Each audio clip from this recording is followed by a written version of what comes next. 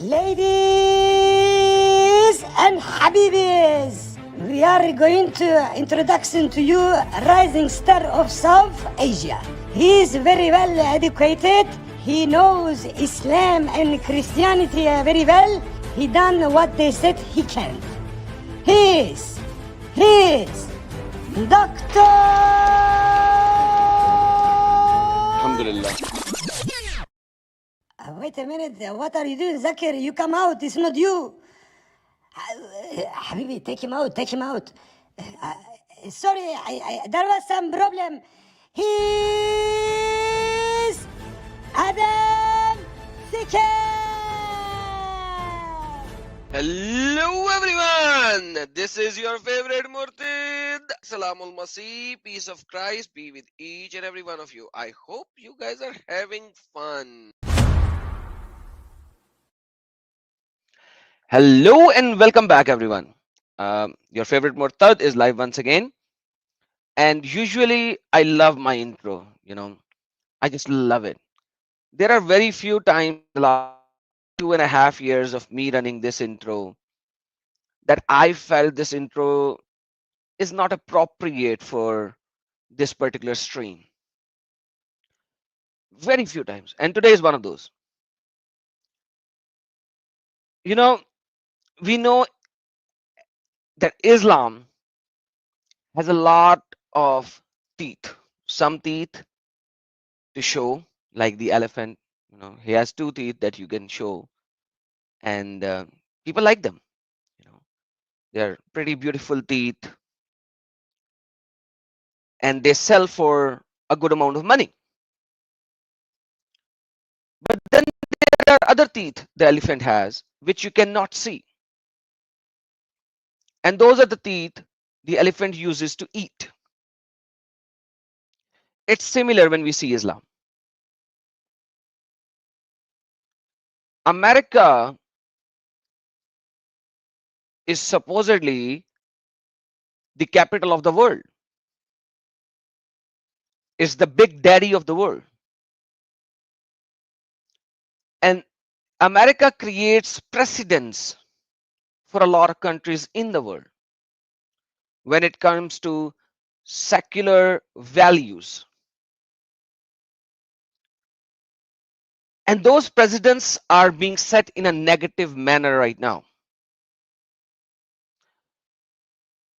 In such a way that sometimes it's hard for me to express my feeling about it. In America, the secular values are in such a way that they can actually create a cross in a jar and fill it with urine and put it in a museum in the name of art.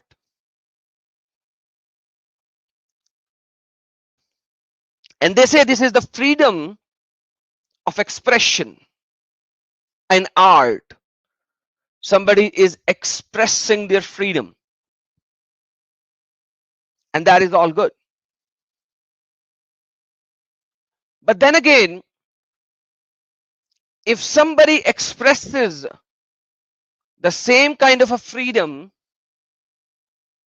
for the elephant named Islam, who has different kind of a teeth to show and different kind of teeth to eat, the freedom of religion and freedom of speech and freedom of expression goes down the drain. In America, it is constitutionally written that a person in America has the freedom to say about his belief and somebody else's belief freely, because it is the God-given right that a person can state things about something or some theology, and it is legally allowed as freedom of speech and freedom of expression. Today I'm going to invite a brother who lives in America, and his constitutional rights has been taken away from him. He's going to tell us what happened, how it happened, why it happened. So let me invite our chief guest today, our brother Thaddeus from Reasoned Answer. Brother, welcome to the stream. Thank you so very much for giving us the time, brother. The mic is yours. Thank you for having me on. Welcome to everyone in the audience. I'm very glad that you're here today. We have a lot to talk about. My situation, we'll be talking about my situation, but understand that the story isn't really just about me, right? It isn't just something horrible happened to this one particular guy. The story is here in America, you're allowed to criticize Christianity, you're allowed to criticize all kinds of things, but if you criticize Islam, there will be consequences, right? We'll get into some of the specifics in a little bit, but if I had said the exact same things, word for word, about Christians or Christianity, no one would care, no one would bat an eye. But because I dared to criticize Islam publicly, I had to be fired from my job.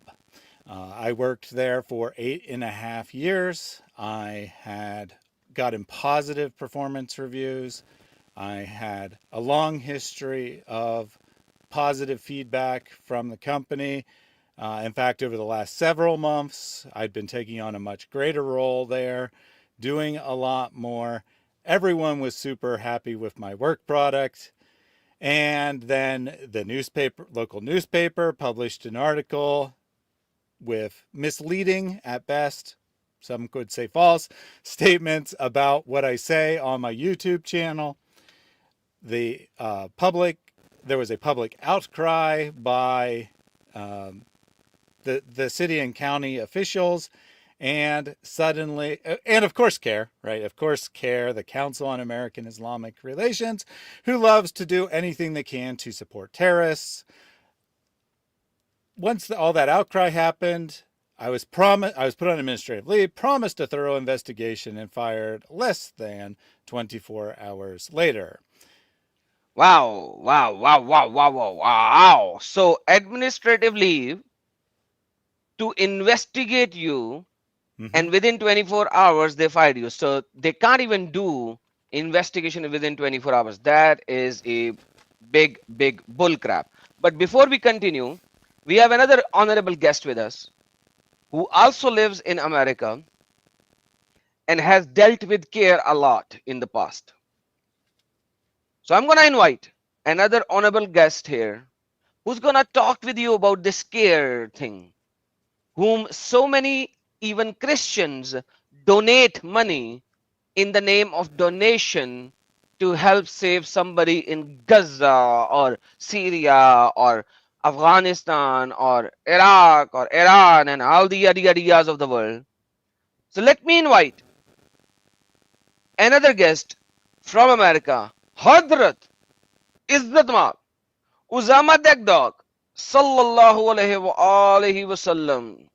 Hadrat Usama, welcome to my stream and Oh, thank you for joining us. absolutely, absolutely. We are. My heart is really broken for what happened to our dear brother Sidos here, because what's happening to him will not stop by him, and that's not the final level. That is the early stages of.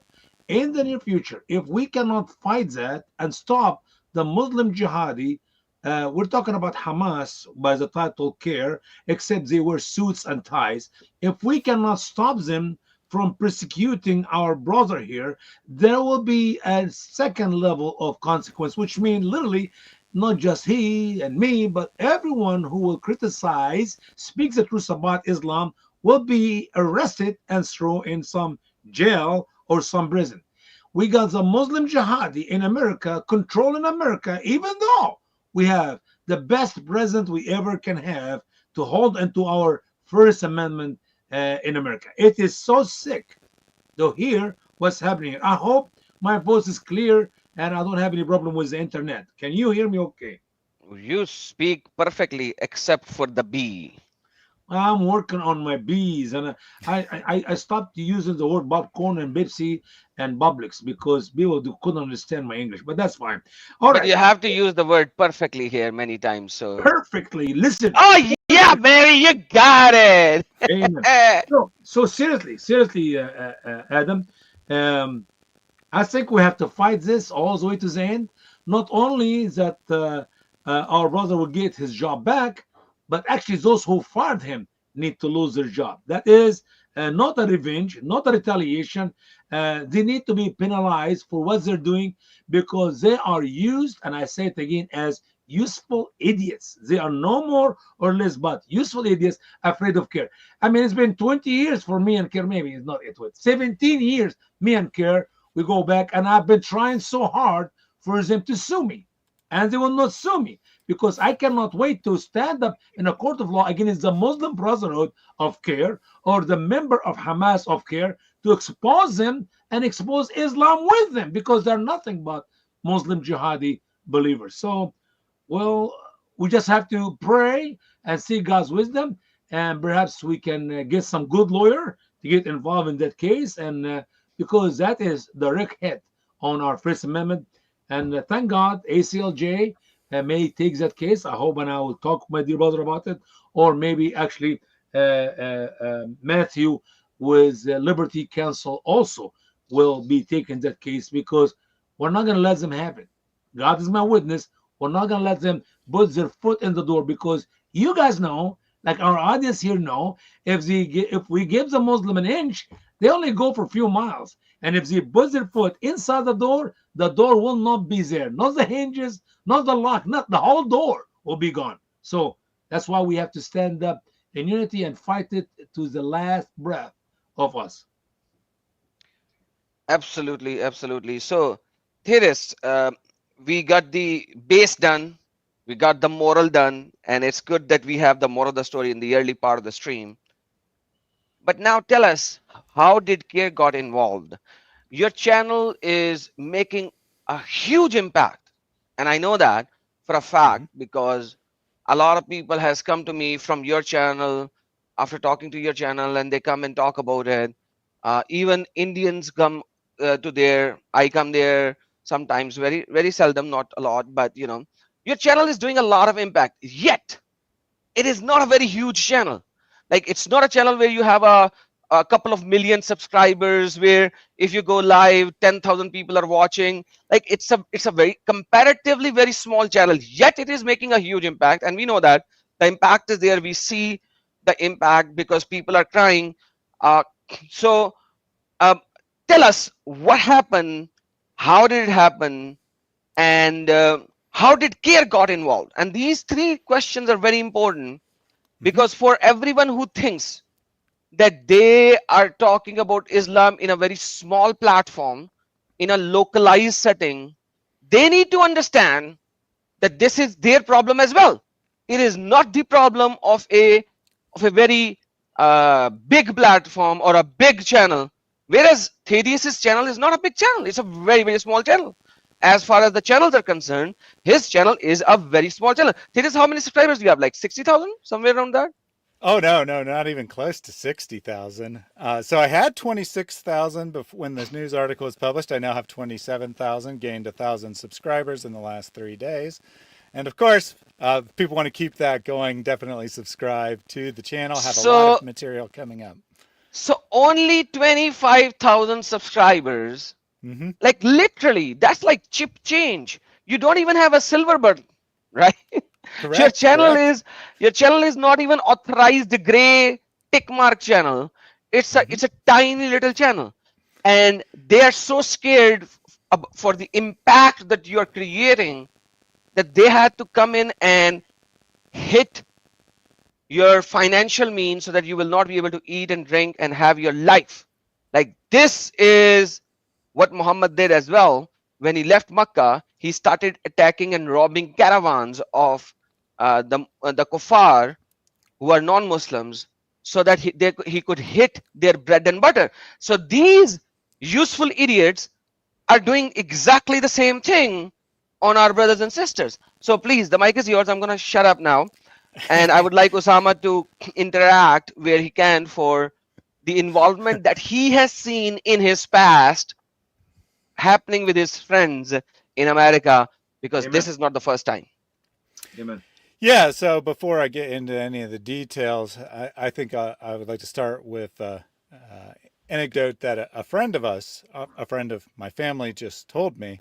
They said that years ago, I've been running the channel for over 5 years. Years ago, they heard about me writing content against Islam, and because they're politically liberal, they were really incensed about that, and they went to the channel because they wanted to get mad at me and say what a horrible person I was. And then they watched some of the content, and they were like, "Man, this guy's just so Thaddeus is just so nice. I can't be mad at him. He's just having reasonable conversations with people, discussing in an intellectual way that Islam is wrong. There's nothing to be mad about here." But apparently, that's not the case for everyone. So this started for me in the fall, last fall. CSB, Community Shelter Board, the place that I used to work at, they had hired a new employee, and her name was Liz, and she had some difficulty understanding normal social cues and was having difficulty around the office. She had a problem with a lot of people there. And I did something to set her off. I'm not certain what that may be, but I did hear later on that it was highly offensive that I had bought Chick-fil-A and ate that for lunch. So that might be how this all started. It might be because I had Chick-fil-A and ate it in the office. I don't know. It might have been that. It might have been something else. But regardless, she developed a problem with me. And The Chick-fil-A doesn't even sell pork. So I don't understand the problem with Chick-fil-A and that Muslim lady. oh, well, she wasn't a Muslim. To be clear, Liz was not a Muslim. Huh? The reason she had a problem with it probably is because it's vaguely associated with Christianity, and she probably just has a problem with Yeah, it's Christianity. not vaguely associated. The person is Christian who runs the Yes, show, yes, yes, yes. and that is not even a problem. All the halal food chains in America, the person running is a Muslim. So a chain being run by a Muslim or a Christian doesn't even matter. So like like she will going to whoever she is, the useful idiot seculars, and I call these guys seculars, SICK. I know the spelling and the pronunciations of secular, but I call them seculars, but because they are literally brain dumb seculars. So quite frankly, I have no idea why she would have such a problem with that, because every other chain is either run by a Jew or a Christian or a Muslim, and hardly there are few chains which are run by atheists, or Mm-hmm. because nobody knows whether they are atheists or not, because they don't even pronounce it.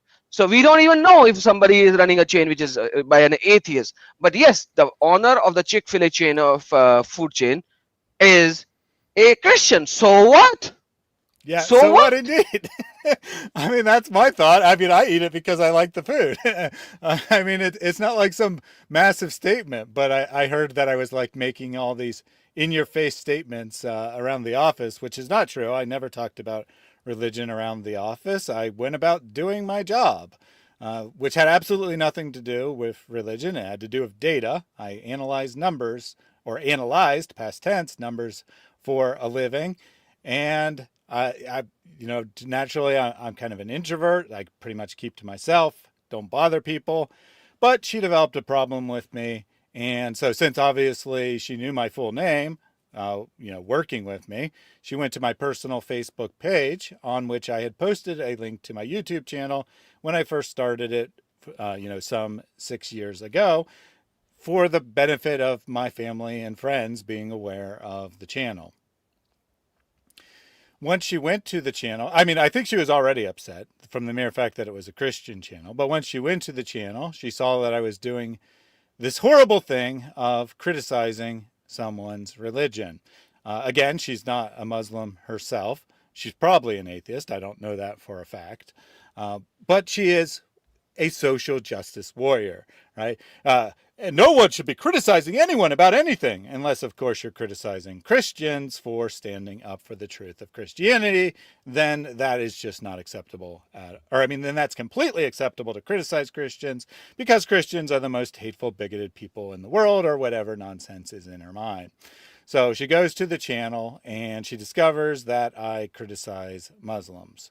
She never confronts me. I never hear anything from her personally. We have a normal work relationship between the two of us. at work. But later, I learned that an HR complaint was filed against me. That I have I to correct one thing. I personally, maybe there would be a sentence that you might have said here and there because sometimes we get angry. But I have never seen you criticizing Muslims. What I've That's seen correct. you is criticizing the theology of Islam.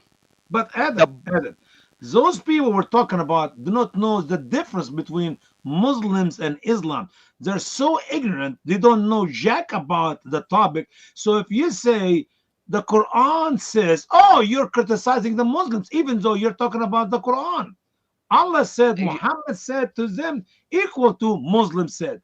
If no, you you criticizing Islam, to them before, equal to criticizing the Muslim because they're super stupid. They don't know anything about what we're talking about. but Osama, we need to make things very clear to begin with as well that I have personally seen him, and I when I go hot-headed. I always am hot-headed. I'm Hulk. You do left right with me. I'll go 10 step, bang bang bang bang, machine gun open. Thaddeus is very very calm and very very cool and very very compiled in terms of these things. And I have seen him criticizing Islam, and there is no reason in America which anyone can actually take to say you cannot criticize a theology. We like Thaddeus was never ever mean to a Muslim. I sometimes get mean to somebody who will accuse me or abuse me or say something. I get mean, but I haven't seen him doing such a thing. So, very important distinction. Yes, Thaddeus. Yes, that is correct. On my channel, I focus on the theology of Islam. Sometimes talk about specific things that Muslim apologists, public speakers with millions of subscribers, I might add, have said. But I don't like go around talking about ordinary Muslims you see on the street, other than like maybe a statement that you should evangelize to them or something along those lines. Every once in a while, someone will call. I do open call-in shows. A Muslim or something will call in and they'll say, "Why do you hate Muslims?" And I'll say, "I don't." Right? If I actually hated Muslims, the last thing in the world I would be doing is trying to reach them with the saving truth of Jesus Christ. I would be just ignoring them or calling for them to be jailed or whatever else. But I wouldn't be putting myself on the line, coming here doing something which I know has potential social consequences and apparently also financial consequences now. To put myself out there, have people look at me and say, "Well, that guy criticizes Islam, so he must be a hateful bigot." If I actually hated Muslims, I would not do this, right? Because I don't, just like anyone else, I don't enjoy people coming and saying that I'm hateful. So I explain to people who ask that I do this because I love Muslims. I want Muslims to come to know the truth of Jesus Christ and the eternal life that he offers. That's why I do this. Now, apparently, offering people eternal life is a horrible thing to do here in America. Yes, very, very horrible. This is very, very horrible. How dare you tell Muslims that your Quran is actually false, historically proven? The hadiths of Muhammad are false, historically proven. The data that is written in Quran or Hadith are inhumane towards humans. Anybody who is not a Muslim, it's inhumane towards them, and so much that it is inhumane towards the Muslima as well, born into this religion. So, quite frankly, how dare you tell them all of this information by showing them what is written inside their Quran, what is written inside their Hadith, what is written inside their Tafasir, what is written in the Shara, what is written in their fiqh? How dare you do such a thing? You should be penalized. You should be put to jail. Yeah, Mm-hmm. Mm-hmm. exactly. And it's amazing that in some of the protests I have in my own personal meeting as I travel to speak, actually the gay and the lesbians, they are standing with the Muslims to support them against our ministries. Like literally, these people are destroying themselves because not only they have lack of knowledge, but because they're super stupid and they understand Islam to be the opposite of what Islam is. There's one thing you do not know what Islam is, another thing you think Islam is the opposite of what it is. And that's exactly what we see from liberals, even sadly, gay and lesbians who are like the chicken for fried stores or KFC, like the Prime Minister of Israel said to the Americans. It is so unbelievable the level of stupidity among those people that instead they be thankful for people like our dear brother here to show his love for the Muslim people, to lead them to Christ. They are mad at him. On the other hand, if these Muslims would do all what they're already doing in Europe to their own people in America, they have no problem with it. I never heard that the people of Europe are upset or complaining about Muslims raping their wives or their daughters. It's just something you don't hear of. Why? Because I think the British people and the French people and the German people love to see their daughter being raped by Muslim men. And the police will not talk about it, and the authority will not talk about it, and life moves on. That's exactly what's coming to America. That's why we have to stand up in solidarity, not just with our dear brothers, but everyone who will speak the truth in boldness and in love about the savage cult of Islam, so that we may reach out to those victims of Islam. Victim number one, the Muslims, with the gospel of Jesus Christ. That is exactly what every believer and everyone who knows something about Islam ought to do. Before we continue to the next point, very important point I need to raise here. Somebody, Islam is my identity, is saying, Adam Seeker, Egypt has 10% Orthodox. Osama from Egypt. There is no Christian persecution. If there is Christian persecution, Egypt would have. Before you, I know you have a lot to say over here. Let me, please allow me. He's an Indian. All right. So, Mr. Islam is my identity. You dumb fool, basically. In India, there are 18% Muslims, and you cry with the loudest voice in the world that you are being persecuted in India. Does that mean that because you are 20%, there is no persecution for the Muslims in India? Can you please say that now over here, right now, that India is not persecuting because there are 20% Muslims over there or 18% whatsoever? Point number one. Point number two, Egypt was an Orthodox Christian country with over 90% Christians. Your follower of Muhammad, Umar bin al-Khattab, attacked that country, applied jizya on it, killed brutally, destroyed so many of them, and I've shown them in 3 years ago, and I'm going to highlight that video again very soon. Now I'm going to download it from my own channel and re-upload it as a premiere to show how Egyptians were persecuted, how their churches were destroyed, how they can't even build a bathroom in the church, how they can't even fix the church, how you guys have done so many atrocities in the past till now in Egypt, according to the paper and everything, let alone what Osama is going to tell you that is happening right now in today's world at this moment. You guys, the follower of Muhammad, did all that. You guys, your ancestors, and currently right now you people are doing that. So don't bring these subjects. We are talking about Islam inherently that has issues, and if you bring this, then if you bring this and say this, then you will go into a rabbit hole that you can't even get out. Yes, sir, Sama.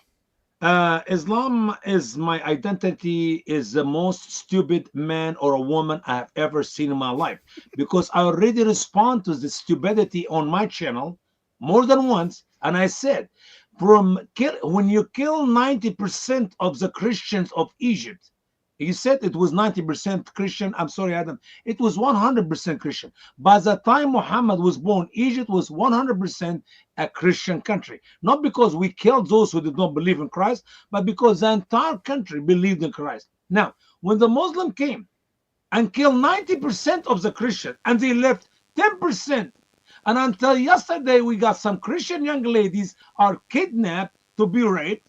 We got Christian men who are killed. He thinks there is no persecution. What a stupid idiot. Let's go now to India and we kill 90% of this 18%. We're going to leave only 2%. or 1% of these Muslims, and we're going to kill the other 90%. Now, will he then say that they are persecuted? After all, we still have few thousand Muslims left in India. You stupid. 10% mean loss of 90%. That if that's not a persecution, what is persecution? How do you like if we kill 90% of any Muslim in any Muslim country of your choice? Will you consider this to be persecution? Stop! You're super stupid. Stop! Think about what you're writing down and stop repeating the same garbage. Man, that person is so sick.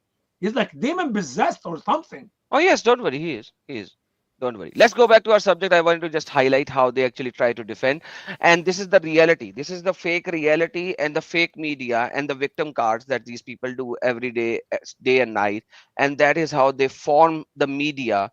And let's go to the next point of Thaddeus, because then the media was formed, right? Mm-hmm. So Mm-hmm. Thaddeus, like, first they tried to do that. Your boss checked it out. HR checked it out. They're like, it's nothing wrong. And somehow media got involved, and whenever media got involved, the media needs spicy news, and people like Mm-hmm. this Islam is my identity kind of a stupid morons who comes in and give fake news and play victim card and build a case. So please tell us about that part now. Yes. So just to sum that up real quickly there, the HR investigation was launched. They told me at the time that they had a lawyer who specializes in this kind of issue look at the content, and they found that there was nothing that was a problematic. And I was told specifically, as long as the content doesn't change, you should be fine. However, the content didn't change, but the situation did. So Liz was fired after about a month and a half for performance-based reasons. And I wasn't there in the office when it happened, but I heard from other people that it was quite a disaster. I don't know a better word. That she was like yelling and screaming about how everyone there was crazy and she would get a revenge or something along those lines. So many months go by, everyone's moved on, we forgot all about Liz, and then suddenly I get a call one day, about a week and a half ago, from a reporter for the Columbus Dispatch. They are wanting to do a story about the toxic work environment at my workplace as it relates to my YouTube channel. I was told by the reporter that they were shown an HR complaint about me. Now, I don't think that the company is going to the press and embarrassing themselves by saying that, we have this horrible Islamophobic person working here. So the only person that could have gone to the press was, in fact, Liz. Months after she'd been fired, she was still obsessing about this, finally found someone who would take sympathy on her, and found a reporter who was willing to do a story for the Columbus Dispatch. The paper interviewed me, and they interviewed my employer. My employer claimed that it was an open investigation, which was false. They later had clarified to the paper that they had reopened the investigation as a result of the new information that had come to light. The paper highlighted two things. In particular, they made a couple other minor comments, but two things were deemed highly problematic. One was that I had dared to interview Robert Spencer, and the other was that I allegedly called Muslims crackhead clown individuals, which I did not do. After this article, By the way, if somebody is saying something so stupid, calling them crackhead clown is not a big deal. You are not calling everybody in a community as crackhead clown. I call some people stupid, idiots, because those particular person is stupid and idiot. I'm not calling the whole community or the whole group as stupid and idiot. But yes, there are always useful idiots in this world, and anybody can be a useful stupid idiot at any given time. It is not necessary that it has to be a Muslim. It can be a Hindu, it can be a Christian, it can be a Jew, it can be anybody. mm-hmm. So basically, if you said something to somebody at a particular time that he's a crackhead clown, it doesn't even matter. Mm-hmm. That's a particular statement for a particular somebody. Yeah, so the irony here, so just to explain the context of the remark. So the remark was said on my channel. However, it's a soundbite of Ali Dawa calling Christians crackhead clown individuals. Yes, I did direct it at someone. Specifically, I directed it at Oh, a so couple Ali of. Dawah can say it to the Christians, a crackhead clown, Mm-hmm, Well, mm-hmm. but a can you Christian guys cannot help me out here respond a minute? back. I'm So sorry, that is awesome. Yes, sir. Adam. I need to somebody help me. What that phrase mean? I Crackhead, the one who has taken so much of a cocaine that his head is crack open, kind of, and a clown is a clown. Okay, now for Muslims to believe in the things of Islam, what do you expect them to be but that? I mean, think about it. They believe the earth is flat. They believe when you're sick, you drink camel urine. They believe that the baby, and we can go on and on with all the ideology of Islam. If they're not crackhead, whatever this word they are, you want to say here, then what are they? I Yeah, mean, Sama, you told me a story about a person, a mullah, stating something about brain leaving and getting in or something like that. I have Yeah, to tell read us it this to you. story. Tell us this story. Tell That us this is story. that is like wow story. So he said, when you go visit with the mayor in Egypt, you have to understand the mayor in Egypt. It's in the village, a small tiny town. You normally use the donkey to go from one place to another. So he said, when you go, he said the problem with these people like us is the Muslim even who are thinking that they're using their head. So he said, when you go and visit the mayor in Egypt, you ride on your donkey. You go all the way from your house to the mayor's house on the donkey, and then you tie the donkey with a rope outside the house of the mayor. And then you go inside the mayor without your donkey. It is unacceptable for you to go inside the mayor house riding on your donkey. So it is with Muslims. They must leave, listen again, leave their brain outside the mosque. When they go inside the mosque, the brain of the Muslim is the donkey which people ride on to go meet with the mayor. If you're going to meet with Allah, you leave your stupid brain outside the mosque and you go inside the mosque without your brain. So That is basically, a exactly Muslim, why Muslims, that's a Muslim imam, that's almost the a Muslim Muslim. Imam. So it's not you saying, it's the Muslim That's Imam a saying Muslim. to Muslims. And Adam, that's not any Muslim. That is one of the top imam, a top sheikh in Egypt. It's like, wow. If he said So it, it's let like, let mashallah, mashallah. so wait. Let everyone settle in. So guys, now Usama said this. Okay, Usama said this. Usama quoted somebody. He quoted a Muslim Imam in Egypt saying that. But imagine if somebody will take a short clip out of this and use only the part where Usama is saying, leave the brain out and go inside the mosque. Anybody can take a small part and then present it as the statement of Usama, that dog. And this is something which is very, very crazy right now. That, like, just like Thaddeus said, that the crackhead clown word was used by Ali Ali Dawi. Dawa. Ali Dawi, I call him Dawi. He is the girlfriend of Mimi Hijab. You must see them how they sit together. But anyhow, so it is said by Ali Dawi. But then that term is associated with Thaddeus because he played it, and after playing that, he might have used that word a couple of times in the stream because this is very common. When we play somebody so stupid, saying something really stupid, you actually say the same thing. Mm-hmm. And then you know what happens? A justice delayed is a justice denied. This is going to take quite long for Thaddeus. It's going to take a few years before this kind of a case could be resolved. It's going to take a year or two. But Mm-hmm. then again, it is a justice delayed. In these 2 years, the first 2-3 months, he has to go through financial problems, financial troubles. He has to go through uh, uh, uh, uh, insurance trouble and so many other troubles that he will have to go through now. Why? Because the people of his company did not do due diligence before removing him, because they got under the pressure, so called, of the media. So Mm-hmm. not only that his company should be penalized for that in future, but also the person who first went to the paper should be penalized, And the people should be penalized as well, that how dare they publish something without doing due diligence. So there should be 3 penalizing cases that needs to happen altogether.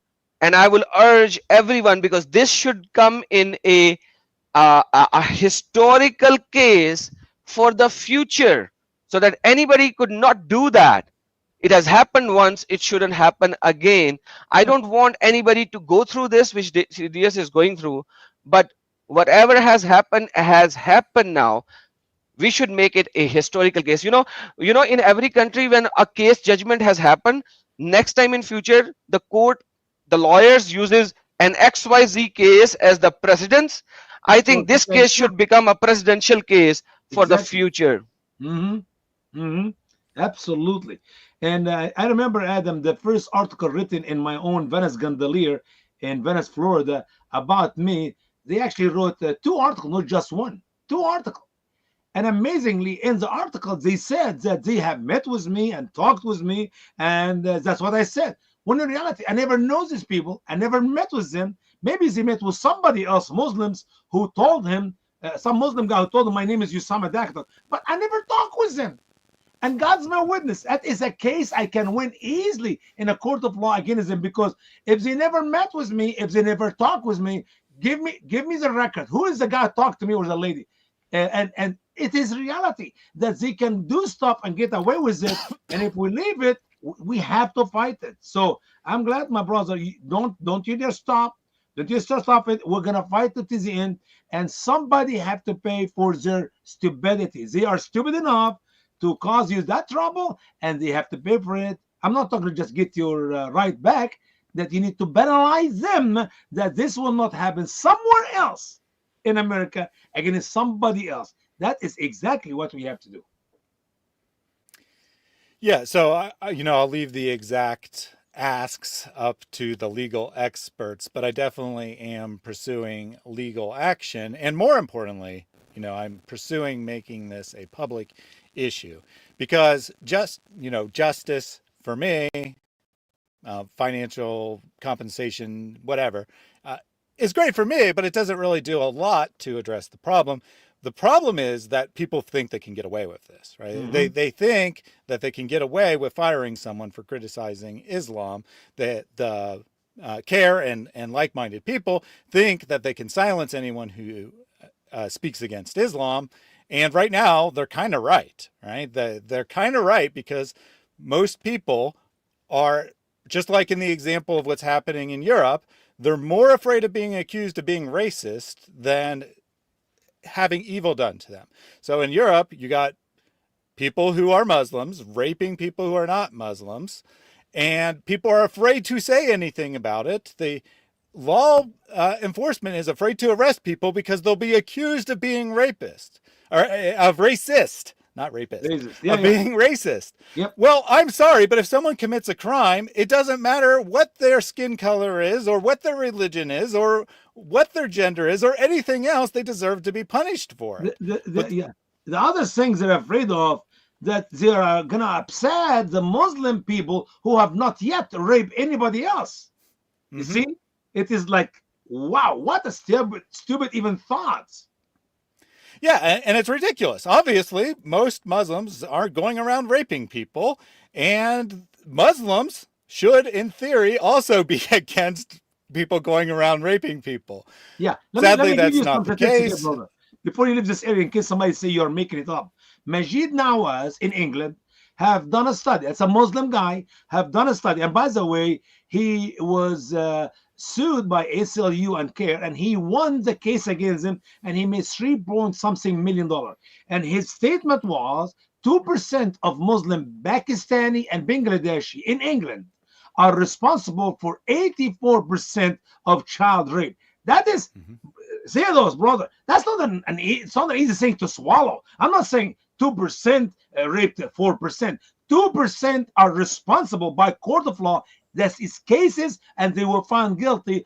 They were responsible for 84% of the rape in England. So when you said earlier, a minute earlier, most of Muslims are raping, it is the little of the Muslims are doing most of the rape. Most of it. And if the Muslim in Europe will have the upper hand, trust me, There will not be a female in Europe who's not going to be raped. Little or old makes no difference. They just love, Muslim love to rape. They got the Sunnah of Muhammad into action, which means we're taking over, which means we are in charge, which means we have the authority over your women, your daughters, your sisters, your wives. We're gonna raise them all, and that's exactly what's happening in Europe. Go ahead, brother. Sorry to Yeah. interrupt. Thank you for the exact stats there. So 2%, right? 2% of the Muslim population has done 84% of the rapes. But the reason they're allowed to do this, right? So 2% of the any population is probably sick and desires to do this kind of thing. But the reason it allowed is because people like the reporter Danae King, who wrote the article against me, will shame and embarrass anyone who speaks up against this because they're Muslim. That's nonsense. They're criminals. All right, that I'm not saying Muslims in general are criminals. I'm saying these particular people are criminals, and someone needs to stand up and say something about it. And we can't because the press will shame us, our employers will fire us, etc. It's not right, right? So it's better, right? To be clear, it's better than in Pakistan, right? Where if a Christian said this, they would be jailed at best, if not killed by a mob. But it's still really, really bad situation that you can have these horrible things happening in the world and no one's allowed to say anything about them because certain people have gotten this idea in their mind that, well, you can't say anything mean about anyone who happens to be a Muslim because it will hurt their feelings and then all the Muslims will feel bad. I don't feel bad when a white male from my city is convicted of a crime. Why should a Muslim feel bad when a Muslim is convicted of a crime? Yeah, because Let me add something over here because Osama said something as in general, and I don't say things as in general because it's generally a generalization of everything is wrong. I would say any devout, absolute follower of the Quran and Sunnah is a rapist, sure. not any Muslim. So, because there are so many good human beings who are born into Muslim family and they do not know jack about Islam and they Hmm. are extremely good human beings and they think that they are good Muslims. But in fact, in reality, they are hypocrite because they are ignorant, either of the two. In fact, in reality, they are ignorant. And the Bible says, my people are destroyed for the lack of knowledge. And these ignorant people are destroyed for the lack of knowledge because they think that they are following a good thing without even reading and understanding that thing. And hence they believe that they are following something good, but in reality, they are following something really, really stupid and ignorant. And actually, they are not even following it because if they follow it, they will be the worst of the mankind, Hmm. literally. But they Hmm. don't even follow it, they just believe that, oh, Islam preaches this. Like, for example, let me give you an example before I go forward. Uh, my some of my family members has visited abroad. Some went to London back in 80s and 90s. Some went to America and Canada back in 90s and so on and so forth. And they came back, and you know what they say? You know, we in Pakistan, we Muslims have left our faith. We are not following anything of our faith. Look at these people in the West. These people have nothing. They have a corrupt book. They have a corrupt book. They are, most of them are not even Christian or Jews, and they are such good human beings. Their cars are unlocked. Their houses are unlocked. uh, they don't steal from the grocery store. In the grocery store they scan by themselves and pay and come out and stuff like that. And I would listen, I was like, wow, wow, the West has the true moralities of Islam. They are so good with other human beings, and they are nice with human beings, and they give equal right to everyone. This is what Islam teaches and all that. And I look, wow, wow, they are such. and and by the time I read Islam, I realized none of it is true. We are not supposed to give equal right to everyone. We, as a Muslim, we are not supposed to give equal right to everyone. We are not even supposed to say assalamu alaikum or hello to a Christian or Jew. If he says hello, I, as a Muslim, should be able to answer but I am not supposed to say it first. Like, this is how much it is written. There is no equal right. So and so, a Muslim cannot be killed for killing a, no, a Muslim, a non-Muslim. Non-Muslims. A Muslim cannot be killed in retaliation for killing a non-Muslim. Yeah. There is no equal rights. Yeah. None. Zero. Nada. Their money is halal on us. We can take their money because Allah has made them, we made us superior over them. So imagine this, that every single thing that I used to hear in Pakistan from some of the family members who visited abroad, saying, oh, they have the true Islamic values there. It's a bunch of lies. So that is why I say that a, a true believer, that's how the Quran actually explains that as well in Surah Baqarah and a couple of other surahs. Oh, Badawans, Islam has not crossed your throat. You saying you submit, Islam hasn't even crossed your throat until you submit to each and everything that Allah and His Apostle says. Exactly. So basically, there are so many Muslims in the world who are actually not even following Islam at all. So, Adam, in simple word, we're going to judge Islam. I agree with you, by the way, 100%. So, in simple word, we're going to judge Islam by the teaching of Islam, by the ideology of Islam. Allah said, Muhammad said, if you are practicing such commands and such verses, you're a Muslim. If not, you're not a Muslim. And that's how we know there is no such a thing as radical or extreme or fundamental Muslim, unless you believe that Allah and Muhammad were radical and extreme and fundamental. And for any one of us or anyone in America to say, here is what Allah said, here's what Muhammad said, here's what Muslim must believe and do, then you're not anti-Muslims. You are a great Muslim scholar, and we should give you a salary from the Azhar University. Absolutely. And I was stating the chapter number 49 of the 14, verse number 14. The Badawan says, we have believed. Say, you have not believed. But say, we have submitted, for the faith has not yet entered your heart or crossed your throat. And if you only obey Allah and His Messenger, then He will not deprive you from your deeds or anything. So basically, you saying I'm a Muslim, it doesn't make you a Muslim. But that's what the reality is. In the West, a lot of people think that they say, like, even Allah says in the Quran, if Muhammad will tell you to kill yourself, then you should kill yourself. Actually, that was a challenge given by Allah to the Jewish people. If you love Allah, so kill yourself. This is so stupid anyway. Yes, brother Thaddeus. Yeah, so getting back to the story, the paper published a couple accusations against me. I talked to HR the next day. At this point, the reporter had asked questions. Then I talked to HR. The newspaper article hasn't been published yet. We kind of say, like, we're both agreeing that we don't know what's going to happen here. We'll just have to wait and see what the paper says, because the reality is whatever the reporter says is what people are going to believe. It doesn't matter what the truth of the matter is. Right? Exactly. If the reporter said that I was caught sacrificing kittens in my basement, that's what people would believe. They wouldn't need any evidence for it. Nope. So the reporter, so then the article is published on Thursday. The article says that I have called Muslims crackhead clown individuals. That's the lead statement of the article. I certainly do not call Muslims in general that.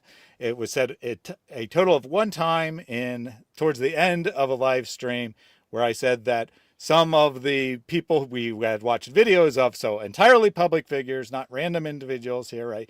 People we'd watched videos of, I summarized the videos that we watched as being ridiculous, basically.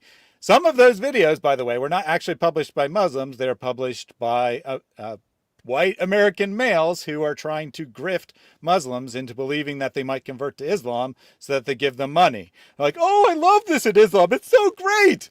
I'm not converting, but I love this. So that was some of the individuals that took the most brunt of my criticism in that. Not even Muslims, mind you. And yet this means that I call all Muslims crackhead clowns. So the article is published. I'm put on administrative leave at work. They say that they will hire a third-party law firm to do a thorough investigation into my activities, and then they tell me that the investigation could be completed as early as tomorrow. I object. I say that's impossible. There's no way you can do a thorough investigation in 24 hours. I have several thousand hours of YouTube content. I also requested that I be interviewed as part of this investigation so that I could explain the context of any of the remarks that I made. Someone who is not coming to this from the background won't necessarily understand why we make fun of Ali Dawah, for example, right? They'll just say, oh, look, he's making fun of some Muslim. We have no idea why, but that's bad. Well, no, Ali Dawah deserves it, right? He's made all kinds of statements, all kinds of hateful statements, all kinds of ridiculous things, made himself a public figure, gets thousands, if not tens or hundreds of thousands of dollars of donations for the work he does. He's subject to criticism. I'm not just going to some random person on the street and starting to make fun of them. I'm making fun of Ali Dawah. Anyway, and then less than 24 hours after that, so then, after they put me on administrative leave, the newspaper publishes a second article. The second article says that CARE Ohio calls for the immediate termination of Thaddeus Billman for his statements he made on the statements he allegedly made on his YouTube channel. After this article comes out, less than 24 hours later, I have a virtual call with the office. They don't even allow me to come in and do it in person. They insist to be virtual. They summarily fire me. They have zero sympathy. They don't express any difficulty in this at all. Basically, I did expect to be fired. Once the newspaper article was published, I expected to be fired. It's not right, but it is kind of the expectation, right? That the company, to save face, once this is a public issue, will fire you. But However, if company is going to save face against the Constitution, then the company should be penalized, because saving face I is secondary. Yeah, I think it's absolutely wrong. I think that I was mistreated, discriminated against. I think I was illegally terminated. But I did expect it, right? I had thought about this many times while doing the YouTube channel, that this kind of thing could happen. And I had thought about it and said, if this does happen, then I will sue them for religious discrimination, because they'll be attacking my sincerely held religious beliefs. It is part of my belief system that I need to speak against the evil in Islam. It's not just like something I'm doing for a hobby or to make some money or something along those lines. It's a core essential to who I am to speak against Islam. I sincerely believe that this is my calling in life, is to speak against the evil in Islam specifically. Is there evil in other religions? Sure. Was I called to those specific religions? No, I speak about Islam. That's what and the reason is because I see the immense need for this, right? There are 1.8 billion, or whatever number you want to put on it, Muslims in the world, and there's a few dozen people who specifically focus on Islam. Meanwhile, there's a couple hundred thousand or a couple hundred million atheists, and you got like 99% of Christian apologetics focused on atheism. Is atheism wrong? Yes, absolutely. Is atheism horrible? Absolutely. But the need that I see, and I'm called to answer, is that all these good people who don't really believe in the teachings of Islam, but are trapped by this horrible system that keeps them ignorant, right? The story Osama told earlier teaches them to turn their brains off so they don't ever accidentally question Islam. That's what I need to fight against. And so, because I have this God-given calling to do this work, I'm doing it regardless of the consequences. I knew this was a possibility, so I was prepared for that. What I was not prepared for was the way I was treated by the company.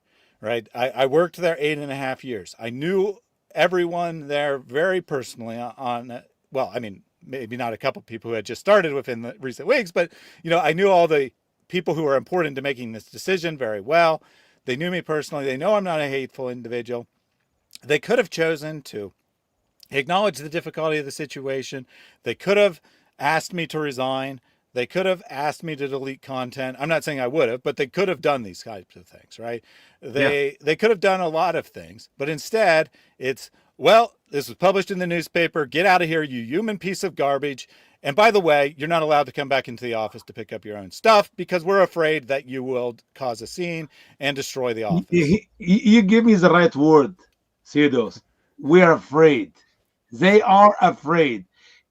Scared. They're little baby girls and boys who work in your business, who are in charge of the business, and they're afraid. And that's the reality. By the way, last week we got a similar story, but it's the opposite way from Germany, where these Muslim in the mosque were teaching the hatred to the Jews and the hatred to the Christian, and literally the savage way of seeing Islam.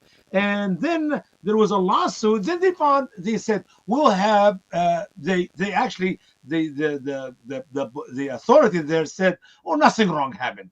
Well, the people complained. This, okay, we found a third person, and an idle one which does not have anything to do with us or the mosque, to investigate this. And they did the third investigation. As a matter of fact, I was just sending to my producer, Paul Sutliff, to come in our show right now and read the story. If he comes, you will read the details of it better than I'm saying it.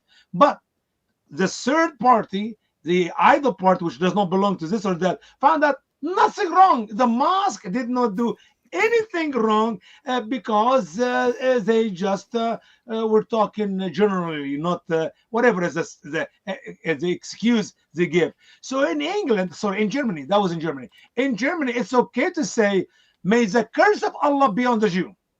May the curse of Allah be on the Christian.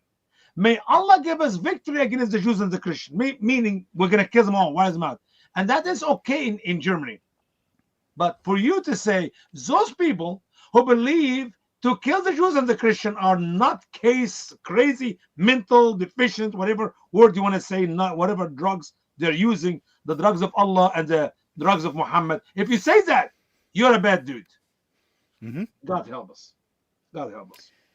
Yeah, that's pretty much the gist of it. So just to finish up the story, I asked for a copy of the supposed investigation that had been conducted and proven that I'm a hateful individual who can't be tolerated here in America.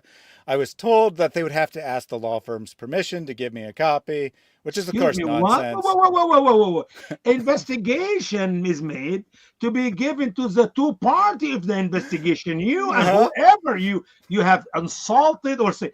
This is, hello, when you get in a car accident, you get a piece of paper for what you said and a piece of paper for the other people who said whatever they said. When you have two cars, what, they're going to change the rules of America now? We're going to check with our lawyer to see if we should give you the report? Are you kidding me? Yeah, so obviously this is utter nonsense. You don't pay a law firm to produce a document or a report for you and then have to ask their permission to give it to someone. So I don't know. I mean, it was less than 24 hours, right? So there's a good possibility that there is no investigation. They just fired me. The other possibility is that they were just too chicken to tell me no, that they won't give me a copy of the report. But I mean, I feel like I deserve a copy of the report. I deserve to know why I'm being fired. When your lawyer, listen, brother, when your lawyer sent a letter to their lawyer on the spot, you're going to get it. Then I'm going to tell you. Yeah, that's correct. Let's think about it. And by the way, Thaddeus, when you get the copy, you need to make sure that your lawyer says which title of the video and what timestamp. These useful idiots need to do all of this research. And you know what you need to do at the end of the day? Go to that title, go to the timestamp, because without the timestamp, there's nothing. Because your word has to be at some timestamp. Yeah. Look at what you said 10 minutes before and 10 minutes after, and you put a full context, and that's it. You know, that's what Trump did as well. So Trump came up and he showed how they actually demonized him about the last day of his in office. Yeah. And when the full video he showed, like, imagine it was altogether very different words that he said, and like what the Democrats actually showed was a part of it. And that's exactly what I'm saying. When you look at a very small segment of a speech of anybody, it can make a very different meaning Sure. versus when you listen to the whole segment that he was saying. Like, I'll give you an example of my own. I was giving an interview in News Nation India. That's a news channel in India, about how I left Islam and all that.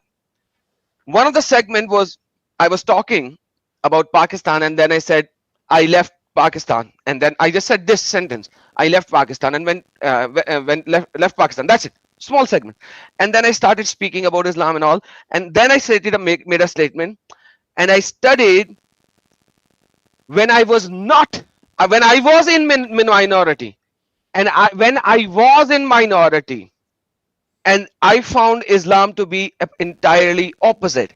And they just took this segment and played it in maybe 20 different Islamic channels, that Adam was never a Muslim in Pakistan. He stated that he was in minority. In Pakistan, you cannot be in minority. So you go back to my interview and watch it in News Nation. Just rewind 3.5 minutes back. My context was, I left Pakistan and went abroad, and they just like, and then for the next 3 minutes I'm talking about how I was in abroad, and they picked up that segment, because obviously user will do what, go 30 Yeah. second back. They will Yeah. not go 3.5 minute Okay. back, because the Adam. whole context from 3.5 minute was about Sure. I was not in Pakistan. Yeah. And they made a whole 6 month propaganda against me, that he was always a Christian, he was never a Muslim, just to undermine what I was showing and exposing Islam about. That is the Yes. deception of Islam, Adam. You know it better than anybody else on the media. I mean, literally, that's exactly what they do. If you go to CARE website right now, under the list of Islamophobia, look for Usama Dakdok or the Straight Way of Grace Ministry, and you see a video which I made here in Cleveland, Ohio. And they actually have their camera, and I have my, they did not know I have my camera, because they asked permission if they want. They said, we would like to record the show because a friend of mine, he actually could not come tonight, and he really want to come. But I said, oh, don't worry, I'll just take a video for you. And I said in my video, which I still have, it said, this gentleman here, that gentleman here is from CARE. He did not know I know he's from CARE. And I said, the reason he's recording me, and I gave him permission to record me, not because he have his best buddy could not come, because they're going to edit that video, and they're going to use it to make me say what I never said. And they're going to use it to stop me from speaking some other school. That is in Cleveland, Ohio, after we won the case in the court of law. Of course, it did not go all the way up there with ACLJ. Well, that's exactly what they did. Go watch the video. They're cutting me. I spoke 2.5 hours. They made a video of 17 minutes. How in the world you make 2.5 hours and 17 minutes? Even if I spoke as fast as the train, 300 miles an hour, you could not make it.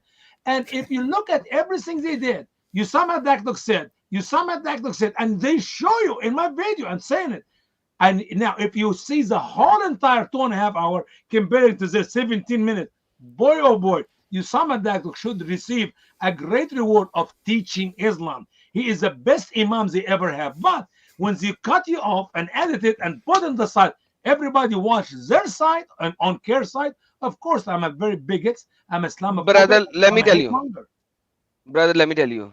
Yeah. Even if I want you to speak for 20 minutes, you cannot. I have tried so many times to make you speak for just 20 minutes so that we can finish the program in 30 minutes. The 30 minutes program will Adam, with you you goes warm to up, two man. You hours. have to warm It's up. You it's don't run. impossible for you to speak for just 20 minutes. So I like here, like you just as soon as you said 17 minutes, I was like, okay, done. That was edited. Like you don't even have to say anything else after that. 17 minutes of a lecture I from don't Osama even warm up is not before the first possible 50 in minutes. this world. All right, God. let's go forward on this one. You have some news articles that you sent me as well. This is Mhm. some Columbus news. What is this? Like, what is this? I'm ignorant over here. So please tell me, what is Yeah. this So the Columbus Dispatch, mhm. and what is this? Like a newspaper or something? Yeah, so the Columbus Dispatch is the primary newspaper of Columbus, Ohio, and has a circulation of I only know 40,000 or so. Columbus by a song. in India that we listen to is called Columbus, Columbus, chutti hai aayi. It's like Columbus, Columbus, it is a holiday. Let's go and have some fun, kind of a thing. So that's my association with Columbus. So please show it. Yeah, so Columbus, Ohio is a city of about 2 million people in the total metropolitan area, so pretty substantial area. The primary newspaper for the area is the Columbus Dispatch, and they chose to. This is how I got in trouble, right? Because the company had already looked at my channel previously and found it to be not problematic, but because it was published in the newspaper, well, then the city government, some officials at the city government, some officials at the county board decided to raise some concern about it, and then CARE jumps on it and says this guy needs to be fired. And then miraculously, the very thorough investigation was wrapped up near instantaneously, and I was found guilty. Not told exactly what I had done. The official termination papers do not list any reason for termination. They just say that it has been decided that you'll be terminated, basically. I don't remember the exact wording off the top of my head, but they don't list a reason. Verbally, I was told that I was being fired for values not congruent with the organization. Of course, we all know that the real reason I was fired is because the story was embarrassing to the company. And that's the problem here, right? They're not firing me because of anything I said, really. They're not firing me because of the content of my channel, really. They're firing me because the cancel culture, the social justice warriors, the you can't say anything mean about anyone unless they're a Christian crowd said, this is a bad guy. You need to get rid of him or there's going to be problems for you. And then they said, okay, we oblige. He's gone. That's basically how it went down. All right. So would you like to show the link on screen Yeah, or how? sure. Do you want me to pull it up or? Yeah, so because I want you to read the certain segments of those links and just share one screen page and then read through the major things, which is very, very important. That's why I would like you to do that because, you being there, you can display it better than me. Yep, no I have problem. shared the links with everyone already in the live chat so they can actually read it. Um, and in the meantime, Yeah, Islam. that is a very good point. That I think there is some sort of geolocation thing that if you're not from the immediate area, it might put it Yes. behind a paywall. But for me, it's not behind a paywall. So let me share that. Give me 1 second here. So in the meantime, Islam, the identity guy, just wait, chill, relax. We'll give you the link. Let us do our first job of this. I always do an open live stream because I'm talking about Islam. Right now, we are talking about a particular incident. I'm not talking about generally Islam, but obviously, people like you are always in a trouble where they have to say something to derail the topic. And you know what? Let me tell you, I have dealt with people like you so many times. It's unbelievable. So I will finish my topic before you could join in. So don't worry, take a chill. I know how to shut you up, which is what I did. I go live every Monday, 6:30 p.m. Eastern Standard Time, every Thursday, 6:30 p.m. Pacific Standard Time. You could have joined so many times in the past. Why are you so anxious to join in this live stream? Yes, brother Thaddeus, I'm opening it. There you go. Mm-hmm.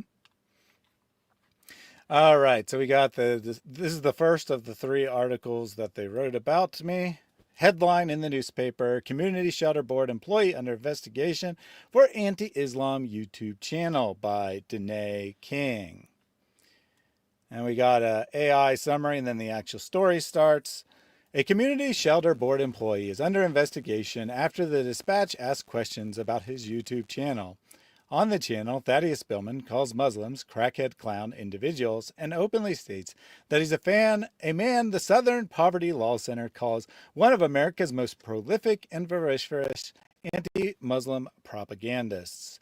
Oh wow. Billman, operations Wow. administrator. Man, this is so by saying this, what Sam Shamoon is doing or what David Wood is doing, they should have been in jail anyways now.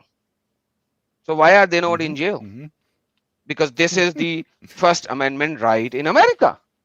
You can say whatever you want to say as long as you are not calling to kill somebody.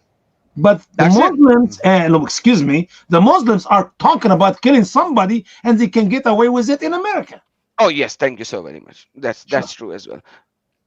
By the way, your voice just became so clear and so loud. I don't know what you did. I didn't do anything.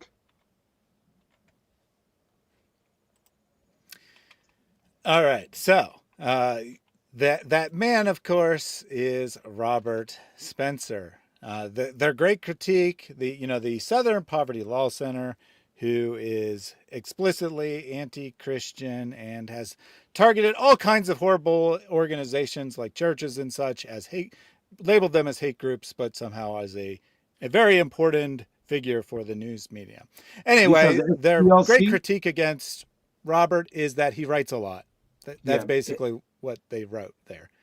That, oh, Robert, he writes a lot against Islam. Okay. Wow. That's the that's best you could stupid. come up with.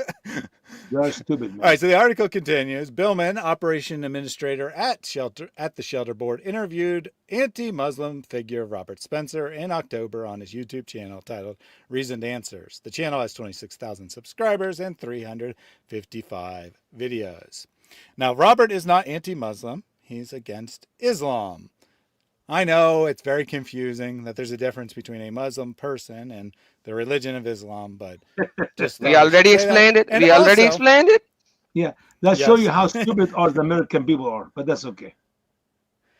And also, my title at Community Shelterboard was not operations administrator, it was actually data analyst. So the reporter didn't even get my job title right. Kind of shows you the level of effort put into this news article. Let's continue on. Through Billman's associated website, reasonanswers.com, though Billman's associated website, reasonanswers.com, states he's a Christian apologist, primarily concerned with proselytizing and converting Muslims to Christianity. All true, by the way. It's concerning that he not only hosted Spencer, but said he's a fan of him, said Sahar Salud, director of the Institute for Social Policy and Understanding. What Sahar has to do with any of this, I have no idea. They have to get some random person who has no clue about anything to give their opinion about something that the reporter told them, which is that I'm a fan of Robert Spencer. Well, shame on me for saying that someone who spends his entire life documenting jihad attacks that the media is afraid to cover is worthy of admiration. The irony is here, when I interviewed Robert, we were actually, I don't want to call it debating exactly, but we were disagreeing. We had different opinions about a subject, and that was the purpose of the show. So I had Robert on to tell him he was wrong about something, and this is why I am a hateful person, is because I said Man, I they're admire his supposed to work. reward you for doing that to Robert, not to punish you for Robert. They should, man, they got it backwards. Yeah, exactly. Exactly. Having somebody like Robert Spencer, who he looks up to, it might give us some insight into how Billman views Muslims as well. Well, it might give you some insight, or you could just actually ask me how I view Muslims, or you could watch my YouTube channel. But hey, who has time for any of that? He talked to Robert Spencer. He must be a horrible person, says some idiot who has no idea anything about me, but is worthy of being put in this news article. When asked about his channel, Billman said, "It's not a secret. My employer is aware the channel exists and they have reviewed it." All true. My private views or YouTube views are not relevant to my job. Also true. Any views I hold do not impact the work I do. Also true. One of the things I told the HR before I was fired, as we were, discussing it on a more friendly manner, was I literally can't think of a way I could discriminate against people, even if I wanted to. I don't want to discriminate against anyone, Muslims included. But I literally couldn't, even if I wanted to, because of the nature of my job, analyzing data. I don't have any control over how anyone is treated by are partner agencies which give direct services to homeless people. At CSB, we're an overarching governing organization that provides funding for the actual homeless shelters. We don't do any direct client services. And all I'm doing is analyzing the data provided by the homeless shelters. There's no way I could discriminate. But, you know, that's neither here nor there. I still was worthy of being fired. At the community So shelter let me board, just pause it here. Let me just pause it here. By this logic, Saudi Arabia should be attacked for discriminating, because in Saudi Arabia, in Makkah, nobody can enter. There's a road. If you go and Google it, it's written Muslims and non-Muslims should exit. So you just can't even enter as a non-Muslim in Makkah. You just simply cannot. They are discriminating based on religion. So if this logic is there, then based on this logic, America should attack Saudi Arabia until they actually remove this stupidity. This is how simple it is. But the problem here is America gives freedom to speak about anything on the street, on the road. That is the God-given right of any human being, that we have a speech, we can agree to something and we can disagree to something. We can like something and we can dislike something. I do not understand what you read here has any implication in the United States where you live. You don't live in Pakistan. You don't live in Saudi Arabia. You don't live in Iraq. You don't live in Iran. You live in United States of America. It is your constitutional right to hold an opinion about anything or anybody, even humans. You can hold an opinion about human. That is what it is. And at the same time, you wanted to disagree with Robert Spencer about something. I don't know exactly what you disagreed with because I have not watched that show. I cannot talk about that. But most of the things that I have heard from Robert Spencer so far, I don't think he's wrong at any point. Maybe you have done more in-depth analysis and you can figure out certain areas, because I have not done that much of an analysis. I have not studied a lot of his books. I have studied just a few of them. And most of the things that I see, he has done an extensive research on jihad, and he knows what he's speaking. It's really hard to criticize or reject something that he is saying. And if you have found something, man, I need to watch that show as well. I'm gonna definitely watch that show now. So Robert and I disagree over whether Muhammad was a historical figure or not. Robert believes that Muhammad was a fictional character invented to justify the religion, or the emerging religion, basically to justify the conquest, which then the religion gets tacked onto. Whereas I think that Muhammad was a historical figure, so that's what we were. Oh, man, I can have a debate with you on that. I'm so with Robert Spencer on this one. I am against both of you and Robert Spencer. We can win the debates here, those. Trust me. These people are joking. Okay, I can have a debate with you and Osama at the same time, because really I can't even find Muhammad. So okay, let me just tell you something. When I speak about Jesus and somebody comes to me, Jesus never existed, and I was like, really? So the follower of Jesus is writing about him, the anti-Jesus are writing about him, Jews are writing about him, Romans are writing about him, and you have historical evidences. Rather, all the historians, renowned historians, let me just put renowned, there are some stupid idiots as well. Every single renowned historian. BC and AD is a great evidence, man. So imagine, it is so clear that there was a historical person, Jesus. The only thing that you can reject is whether he was God or not, whether he was divine or not, whether he come in as God, son of man of Daniel, or was he a human, simply a good teacher. That is what you can disagree on. Okay, but you cannot disagree on that he was a historical figure. Problem with Muhammad is, I don't care whether he was prophet or not, but there is no historical data And, outside the Islamic and sources brother, about this man named Muhammad in Makkah, brother, Medina. the reason is very simple because he was very humble and he does not want to show off like you have with Jesus followers. You see, he was very humble. What's wrong with you, man?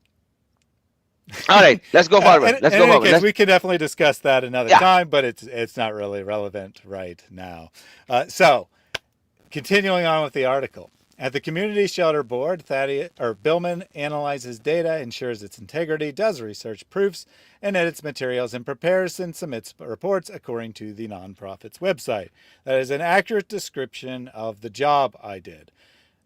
Nothing about that allows me to discriminate against Muslims, especially since they don't collect religious information on people who enter the shelter.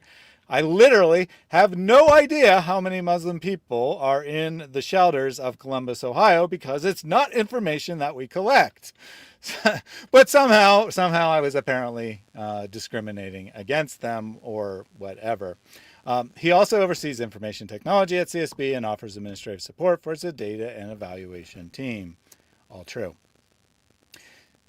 The CSB, which is kind of weird because it would never be called the CSB, but anyway, is a nonprofit that coordinates funding for local agencies serving people experiencing homelessness, such as shelters and warming centers. Thank you. We're a nonprofit coordinating funding. We're not giving client services. I wouldn't do this, but even if I wanted to, I couldn't approach a man who looks Muslim or whatever that means, or has the name Muhammad or whatever else, at a shelter and start talking to him. Start cursing him out. Start calling him names, whatever. I literally couldn't do that because it's not part of the work that Community Shelter Board does. We coordinate funding. We're a bureaucratic organization, not a client services organization. Continuing on, CSB was 99% funded by public support in 2023, according to its IRS Form 990, which includes public funding from the city, county, state, and the U.S. Department of Housing and Urban Development, or HUD, as a normal person would call it. What is deceptive there is that about, off the top of my head, not exact number, but about 20% of the funding comes from donations by individuals. It's considered public funding because it is a public charity, but it comes from private individuals. So about 80%, give or take, funded by government dollars and 20% funded by private dollars. 70% government, 10% United Way, 20% private dollars, give or take. Okay. Recently, CSB officials asked both city and county officials for $46 million in sustained funding, which has nothing to do with anything. So basically, I'm That's just curious because if it is 70% government funding and US aid has gone down the drain, they wanted to reduce staff and they're like, okay, let's just reduce him in this manner. They're like, okay, let's reduce him in this manner. We don't have to pay him severance. So they actually tried to save their severance for now. And they're like, okay, if Thaddeus is going to sue us, by the time the sue finishes, our company will be bankrupt anyways. So we will not have to pay him anything. I think that's what they are thinking, because they know what they are doing is going to get back to them very easily. And I think that they were thinking, we're going to go down the drain anyways. So why give some more severance to Thaddeus? Like this is the only thing I can think of. Otherwise, this is unconstitutional for them to do that when they are a company which gives loan to the poor people. Otherwise, I don't even see this kind of a stupidity being done by some kind of this organization. Sure. I can't perceive it. Yeah. Yeah, I don't think that's what happened, but I don't think they're trying to save money. Maybe they are getting some money from the CARE, because Protestant believers said you can literally hear CARE talking in this article, or maybe they are getting some money from CARE, and if the CARE will go away, government funding is already going away, and they wanted CARE to be on their side to give them money. So I'm just speculating because I don't know about this organization. I heard this name from your mouth for the very first time. But this article is speaking out loud Yeah, I that mean, these no are one outside CARE of Columbus would have heard of it. Yeah, so I would suggest that two things that were concerning to them as far as funding goes. One, the city and county are essentially, or maybe literally entirely, Democrats on the as far as the elected officials go. So they were concerned about them raising concerns and pulling the city funding in addition to the possibility of losing federal funding. Although HUD funding is prescribed a couple years in advance, so they wouldn't be losing HUD funding anytime soon, regardless. So that's one thing that they'd be concerned about. And then the other thing I think they would be concerned about is the possibility of private donors, in theory, people like CARE, right? Saying, we don't want to associate with you because of this horrible Thaddeus guy, and pulling the private funding, which of course can be pulled instantaneously. So between the city, county, and private dollars, there was definitely a big problem. Ironically here, as a quasi-government organization, if anything, my rights are stronger, my speech rights are stronger, more clearly protected by law, because the Constitution basically outlines what the government has to do. There's some nuances about how it's applied to private citizens. Now, a private organization can't discriminate against you for your religious beliefs either, but it's even more clear-cut when it's a government organization. So CSB being quasi-government works in my favor on the legal issues here. Continuing on with the article, Billman said he was aware. When first reached for comment, the dispatch, the CSB said, this is now an active investigation. So when they first called and talked to the dispatch, or talked to my employer, I mean, they claimed that it was an ongoing investigation, that they already knew about this, that they were already considering firing me, whatever. However, when I talked to the reporter and told her that wasn't the case, CSB ends up having to clarify that they had reopened the investigation after previously clearing me of any wrongdoing. Billman said he was aware of a prior complaint filed against him that was investigated, but said a legal team reviewed his actions and it was determined that he was within bounds. Billman said he was told the investigation was complete. All true. That's what I was told at the time.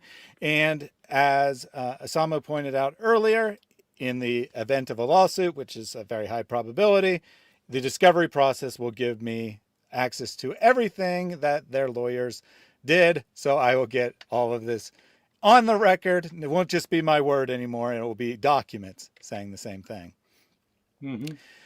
I was found not to be doing anything wrong, Billman said, of the previous investigation. I never expressed any views at work. There was a formal process to make sure I wasn't doing anything wrong or outside of company policies. All that's true. I think the first investigation was a real investigation that lasted a couple weeks.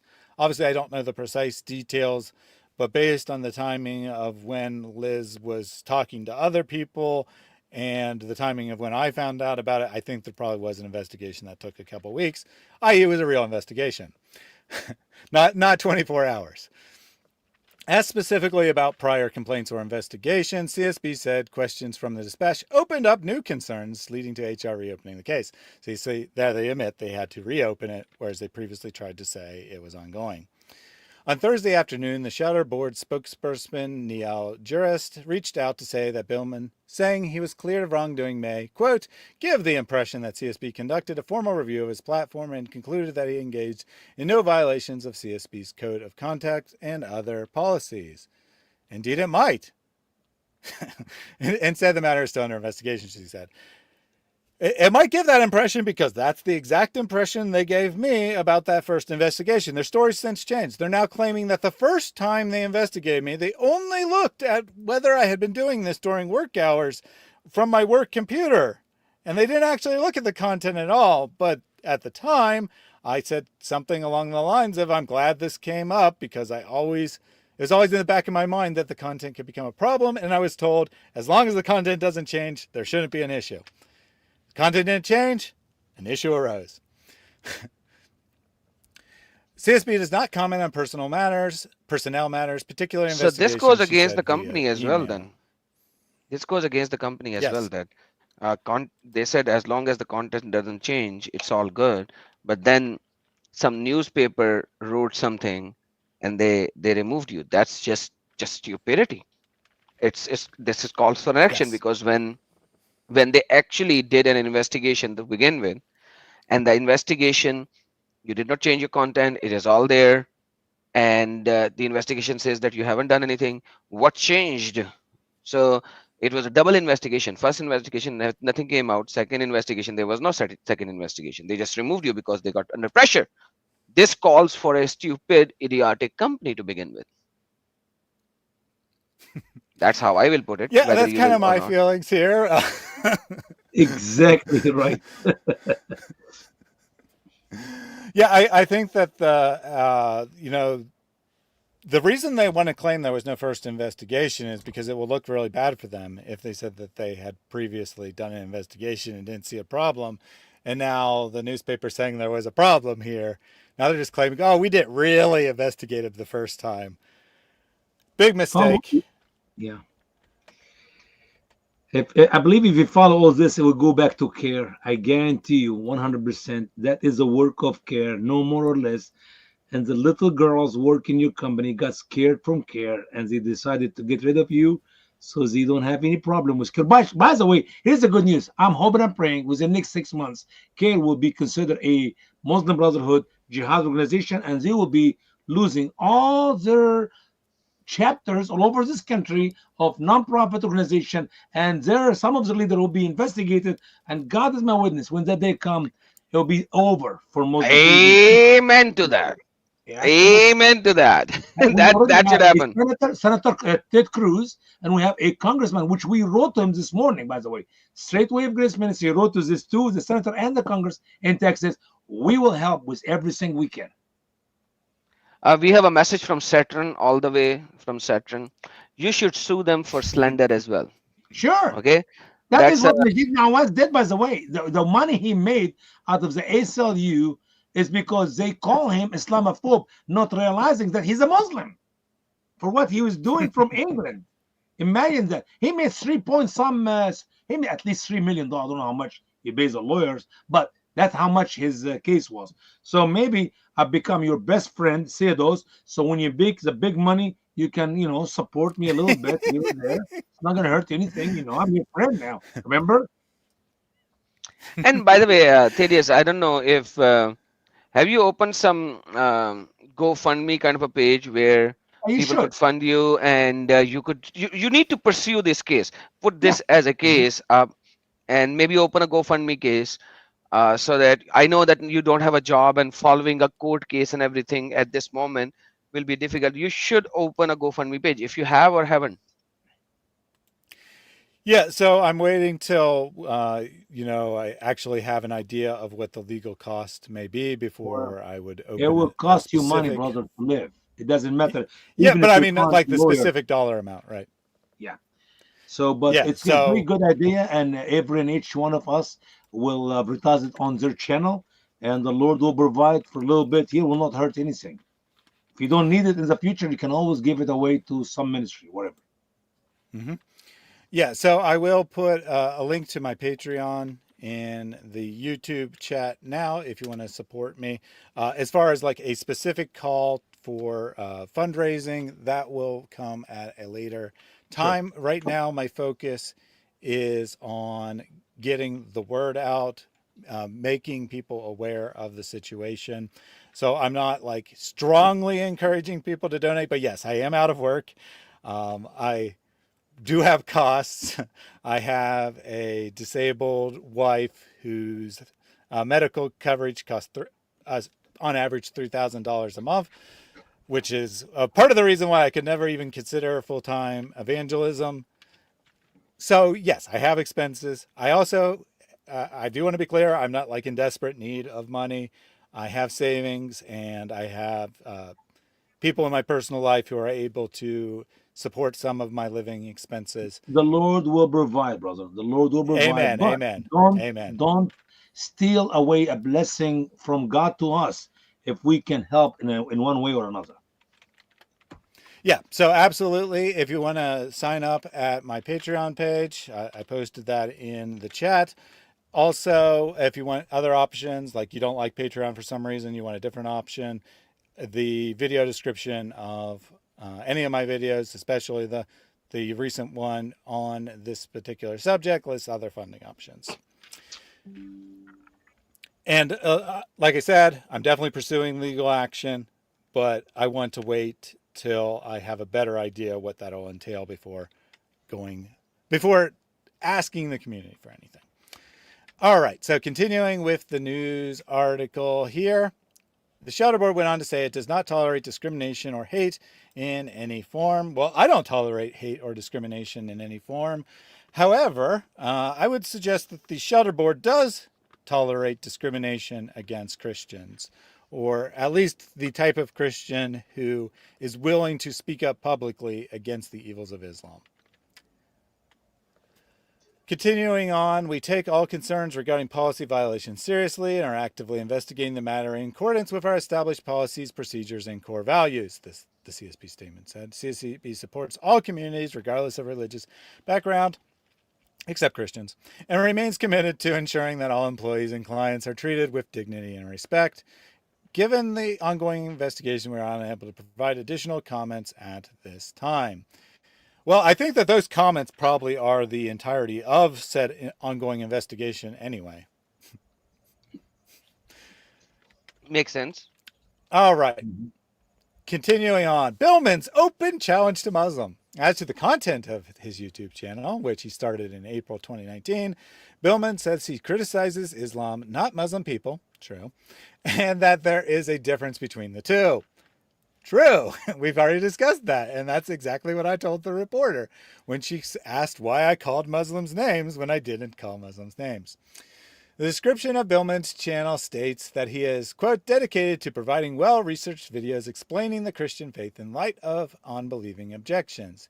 It also says Billman's main focuses are on determining the meaning of the Bible and outreach to thoughtful Muslims. That is an accurate statement of what my channel is about. It's about facts, not hatred. He has an open challenge to Muslims who think they can prove Islam true and posted a video challenging Muslims to bring their best arguments that Islam is true in October 2022. I've actually posted videos along those lines probably a dozen times, but I imagine one of them was posted in October 2022 as well. There's a section on his YouTube channel labeled Critiques of Islam and another titled Islam vs. Christianity. True. Billman said Spencer's critique of Islam is legitimate, though he said he doesn't agree with every statement Spencer has made. And his critique of Islam is that the sources say to go and kill unbelievers. I would say that's a valid critique of Islam. Silly me saying that that is a valid thing to be against. Spencer has written a lot and spoken out often using rhetoric that's anti-Muslim, Solid said. Spencer's work was quoted 64 times in the manifesto of Anders Breivik, who killed 77 people in Norway in 2011 with bombs and guns, according to the New York Times. So what? What were those quotes exactly? Was that Spencer saying go and kill people? Was it that Spencer saying go and kill Muslims so that they don't kill you? No. That was Spencer quoting Hadith, quoting Islamic sources, saying what they said, and Breivik decided to quote him on it. Wow, that really What's so proves that amazing? Spencer's a horrible guy. Because a Yeah, nutcase who did not even identify as a Christian, went and killed some people because he was afraid of the politicalization. Oh, actually, he's afraid of exactly what the Columbus Dispatch is doing here. That anyone critical of Islam is silenced. That's what he was afraid of. I'm not saying you should go and kill people, but he said, I can't speak in public. I can't say these things. I'm not allowed to. That my only choice is to go and kill people and raise a storm because that's what they do in Islam and they get everyone on their side. But that makes Robert the bad guy. That's and me the bad guy for talking to Robert. Yeah. Amazing. It's amazing. How dare you to say Islam is a hateful religion? I hate you and I'll kill you. Man, this He's a whole fair article. individual. You should save, Thaddeus. You should save this article because they can just change it. I did. This article you should save it, and because this literally, like, if you play this article and play the videos, you will see it's just crazy. It's like bunch of lies, man.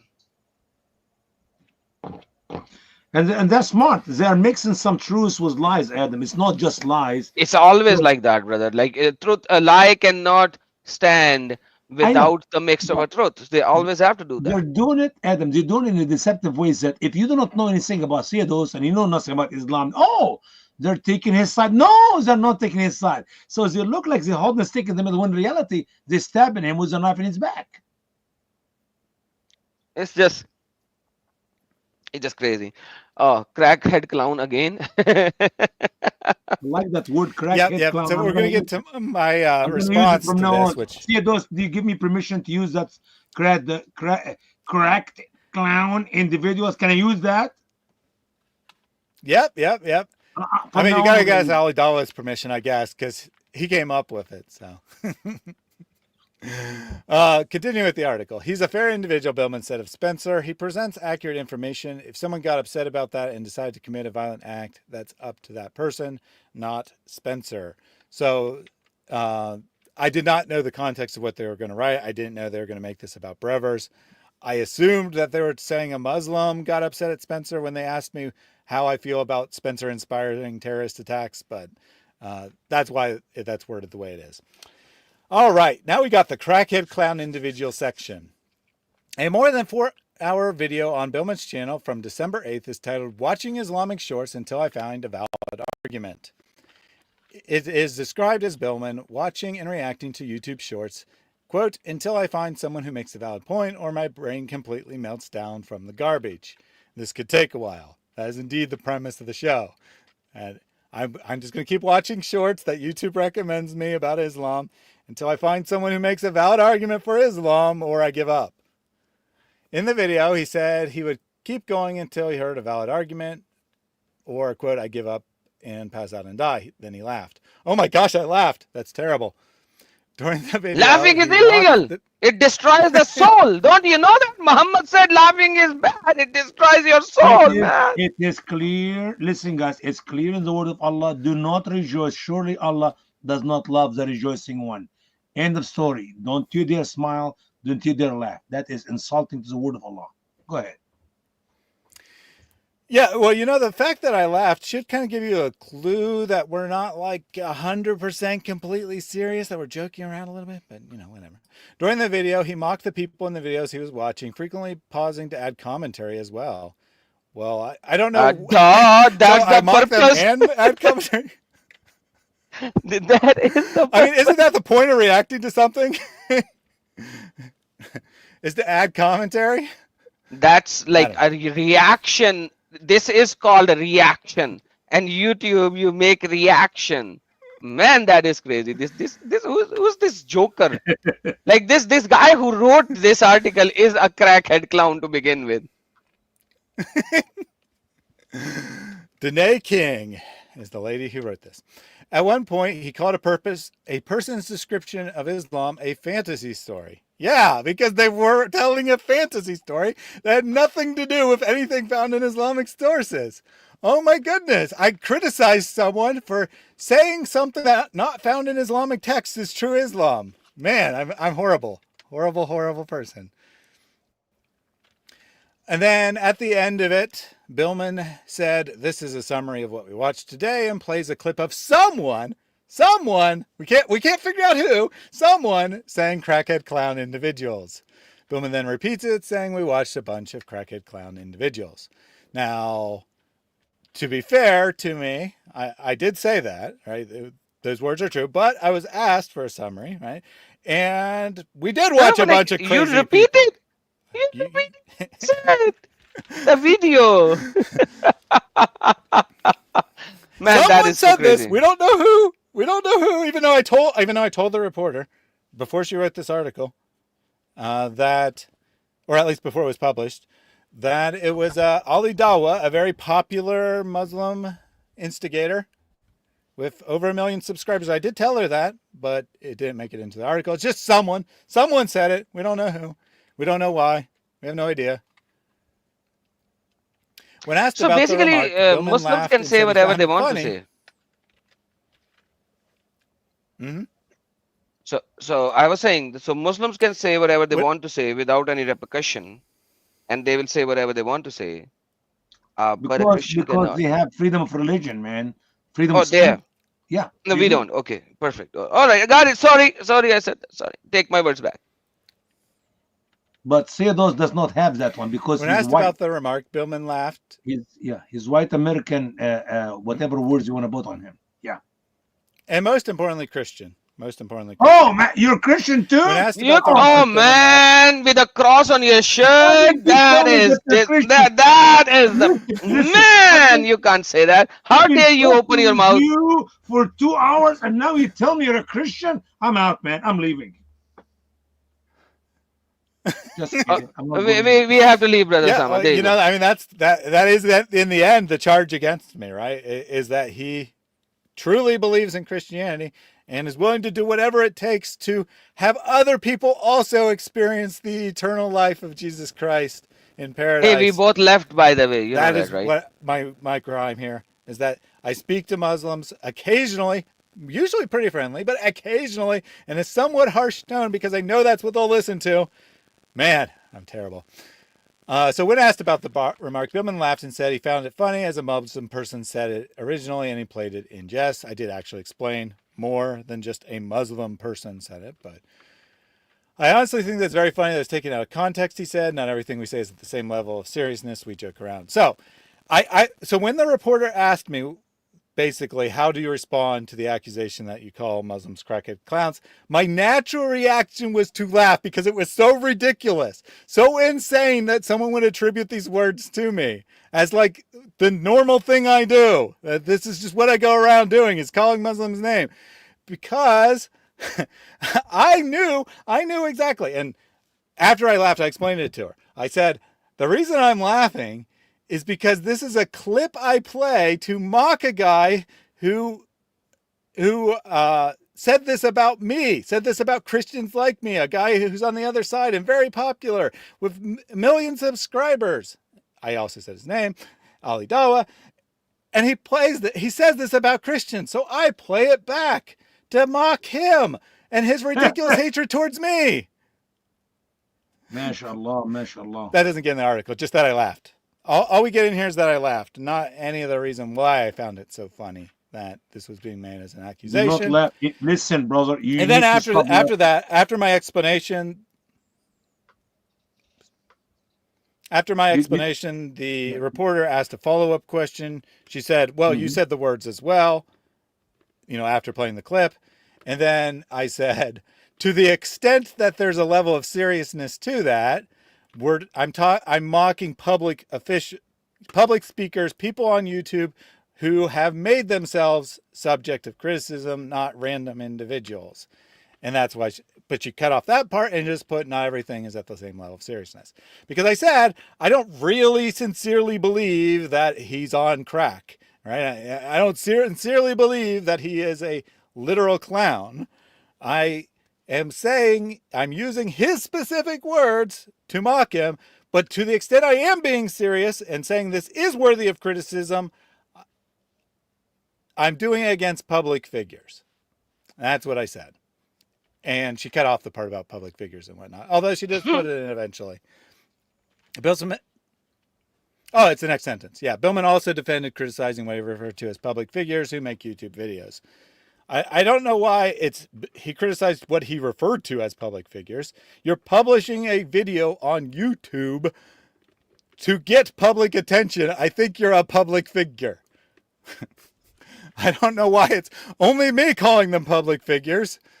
People don't publish videos on YouTube because they want no one to watch it. They publish videos on YouTube because they want to be a public figure. Hey, you are a public figure with 25,000 subscribers. He is not a public figure with 1 million subscribers. Man, that is crazy. These guys Correct. are like this. Okay, listen. Hey, listen, the article writer. What's the name of this article writer? Danae King. Hey, Dene King. Basically, my friend, not my friend. I can't even call you my friend. Uh, sorry.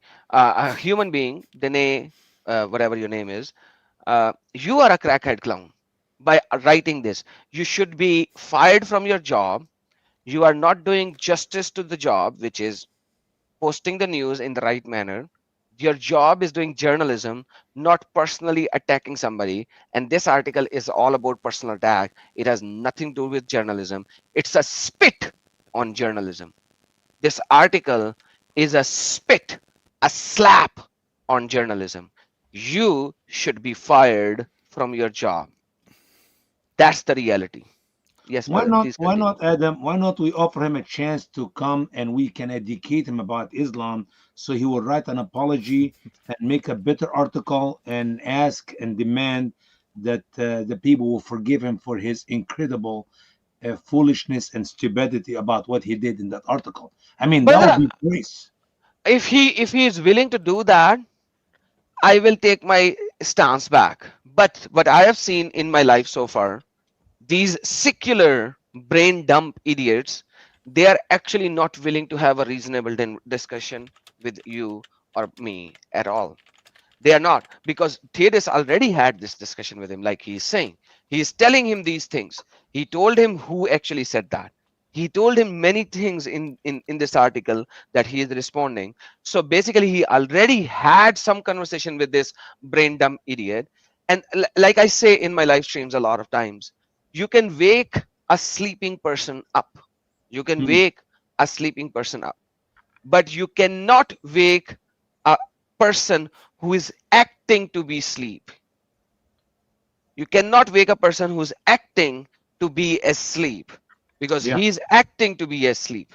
He knows what he is doing wrong, but he's acting it So to you, be you don't asleep. think he's ignorant or stupid? No, I think he is brain dump secular who wants to do this. He Hmm. is not doing justice to journalism. He is a sick person for this society. He needs to go to a Muslim country and stay a Muslim, even though Uh, that he proclaimed himself not to be a Muslim. if you send him to a Muslim country, he'll be back in a week kissing the dirt of the United States of America. In a week, or he'll be dead by the Muslims. If he come back, if he comes back in a week, Yeah, yeah. I would rather send him to Iran or Pakistan, and I would like him to stand in the middle of the street and proclaim his faith if it is not Islam openly, and I will see if They his will hug bones him are with still swords and knives. if his bones are still intact. And I will never advise him to take his wife or his daughter with him. Oh yes, absolutely, absolutely. Because his wife and daughter has nothing to do with it. So I would like to respect his wife and daughter if he has any. And then he should go alone and then to Pakistan, stand in the middle of this road and proclaim whatever faith he But believes you in, know whether what? he's an How about that? atheist or Adam, secular or Adam. whatever. If he go to Afghanistan and all what he needs to say is that I'm an American, Mashallah, yeah, mashallah, that'll be the mashallah. end of the story. Then he will never come back. Then we lose him for good. Okay, go ahead. This, you know what's so amazing? And These these are the guys, kind of people, Uh, these are the kind of people who are defending these idiots. Like, yeah. it's unbelievable. What Hey, is that? A cat? what We is got the that, cat. TDS? What Here's is the deal. that? Here is the deal. Most American people in the liberal media, Kitty cat. not only they are ignorant of Islam, what a beautiful cat. That's a beautiful one. Not only is they ignorant of Islam, they're ignorant of life. Life. They know nothing about anything. They're super naive, super stupid. They are digging graves right now by what they're doing to our brother Thaddeus. They're actually digging graves for themselves and for children by their own hands. If that what they're doing continue to happen in America, the day is coming. He have to submit to Islam, or he will be killed and buried in his stupid grave he's been digging for whatever years. Absolutely. But anyhow, these are my opinion and Osama's opinion because we both come from a Muslim majority countries. We know what is happening there. But wait a Cleaners minute, do not we know still about have that. Adam. We still have 10% Christians in Egypt. I mean, what's wrong to have 10% Americans and we get rid of the other 90? You still not be persecuted or anything. Yeah, brother. Yeah. And we have like 2.5% Christians in Pakistan still. In 1947, they were approximately 20%. Now they are 2.5%. So yeah, they are not persecuted. And nothing. No, nobody's persecuted. Go back to that idiot. I don't care if this is true. Islam teach to kill the Jews and the Christians. If there's not one Muslim practice Islam, we still have a problem with the ideology of Islam.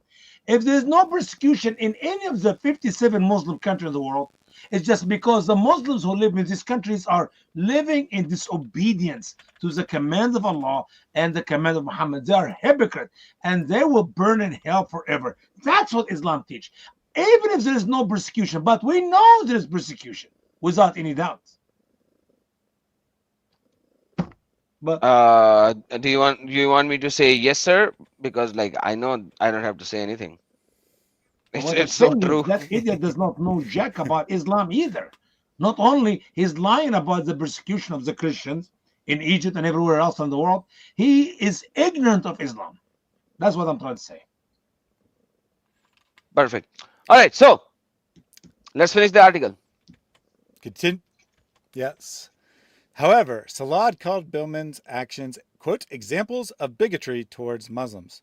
Well, the only two Oh, actions of mine highlighted in this article are talking to Robert Spencer, so apparently that's bigotry against Muslims, and allegedly calling Muslims crackhead clown individuals. Now, if I said every Muslim is a crackhead clown, I guess that could maybe be an but example of but bigotry say towards those. Muslims, but of course I didn't actually say that, Ro- and Talad has no idea what I said, why I said it, or anything. But see those, if you know the heart of Robert and you read every article and everything they put in their ministry, he had zero bigotry against Muslims.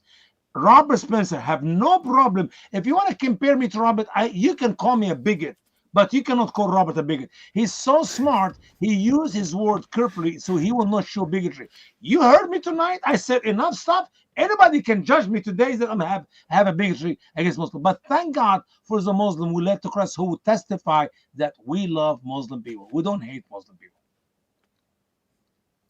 You know what I'm saying? Yeah, Robert is to me, so it's smart. so bizarre, right?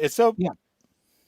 Yeah, I was gonna say It's so Robert is so bizarre to me smart. that He Robert does is not like show the any worst of the bigotry. He does worst. not have it. But I do sometimes get passionate with my Egyptian blood in me, and I look like a bigot. But in reality, I'm not. Anyway, Yeah, it's just so weird. Like Robert's the most calm, straightforward telling of sources, reading what is in the Muslim texts guy there is. Like yeah. compare him to you or David Wood or Sam We Shamoon or are even very me, big. Yeah, and he looks like a mouse. absolutely. He's a kind. He's So I don't wise. get He's it why Hey, Robert's wise. the you big called bad guy Robert a here. mouse? You should be Yeah. jailed. You called Robert a mouse? You should be Now we're gonna jailed. sue you for that. No, we will throw you in jail, man. But Adam, it's true. Robert is a kind man. Robert is an educated man. We Middle Eastern, you and I speak with passion like dumb. Sometimes we say stuff, even in my own life. Forget about the ministry. I've been married to my wife now for 35 years. I have said so much stuff I don't think Robert will ever say to his wife. Our passion take over. Robert is not a person who speak foolishly like sometimes I do. Anyway, move on. Move on, brother. So Salat also apparently said, calling Muslims crackhead clowns individuals is deeply offensive and harmful rhetoric that dehumanizes a group of people based on their religion. Again, I didn't do that, but also a clown is a human, so I'm not sure how calling someone a clown dehumanizes them. Listen this. Based on the religion teaches to cut the stupid man head and rape his wife and daughter. You're really defending that religion? What a stupid person. Based on the religion, like there's nothing wrong with Islam? Are you out of your mind? Okay, let me cut your head off and rape your wife and daughter before I cut your head off so you can enjoy Hey, watching me. Osama, you can't say that, man. Come on, this will be cut short and then played. You understand what you are doing. All right, what I'm saying is this guy is when people say based on the religion, What is wrong with Islam? Nothing. Yeah, you're stupid. All right, continue. All right, carrying on here. In the video, Billman goes on to make fun of people with Alzheimer's disease, which affects more than 55 million people worldwide. A commenter said they now have the degenerative brain disease from watching the videos. Okay, I did not do that. I don't know why the reporter needed to throw this in here, but I did not make fun of people with Alzheimer's disease. I made a comment along the lines of, don't quote me, not word for word, but along the lines of, I think I might have Alzheimer's now. After watching all of those videos from insane individuals. That's not making fun of someone. If I fall down and say, I think I may have broken my leg, that doesn't mean I'm making fun of people with broken legs or people with no legs or anything else. It's a stupid joke about how the Islamic videos have ruined my brain. Brother, that's a fact. All with me. right. But no. You say it as a joke. It's a fact with me. My brain is cooked because of the ideology of Islam. I don't think straight anymore. Osama, you're a Middle Eastern. You never think straight. I mean, I walk cricket all my life. Well, thanks, Adam. You make me feel so good about myself now. By the way, once again, this was a joke. I'm not mocking all the Middle Eastern. Now you're kicking.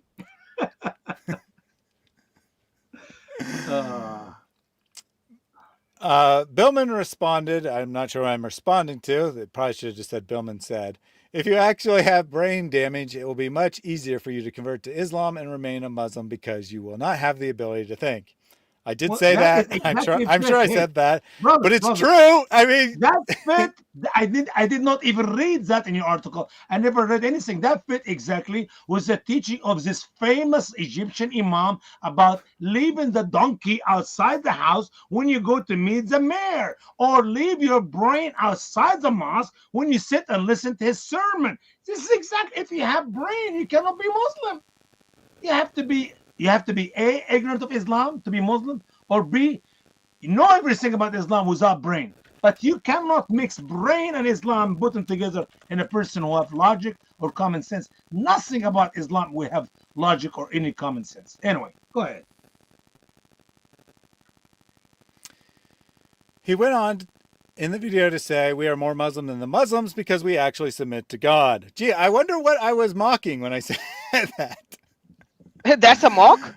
That's a mockery? Muslims who constantly say they're more Christian than Christians, perhaps? Yeah, because they believe in Isa, son of Mary, the one who spoke like a baby born under some palm tree and whatever else, come up with the propaganda of Muhammad in the Quran about Isa. They believe in the Jesus of Muhammad, and they think that they are more Christians than we can ever. They love Isa more than we love Jesus.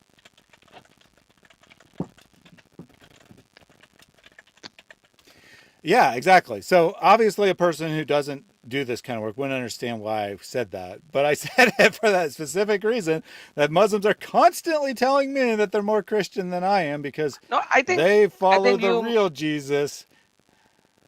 I think you have said that on the lines of because of that as well, when they say every single prophet was a Muslim and so on and so forth, because they submit to God. So if you submit to God, you are a Muslim. So by this definition, everyone who has a God, who believe in God and submit to God, they are a Muslim. So according to Islam, even Hindus are Muslim because they submit to God. Buddhists are Muslim because they submit to God. So by that ideology, this is like calling everybody Muslims. There's no problem in that. As a matter of fact, I have been to an interfaith meeting where the Muslims were in agreement here in America. That's obviously we call BS interfaith meeting.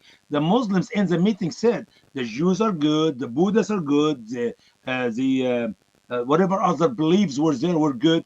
And I was sitting there shaking my head. What kind of Muslim are you? But that's exactly what they teach the Americans.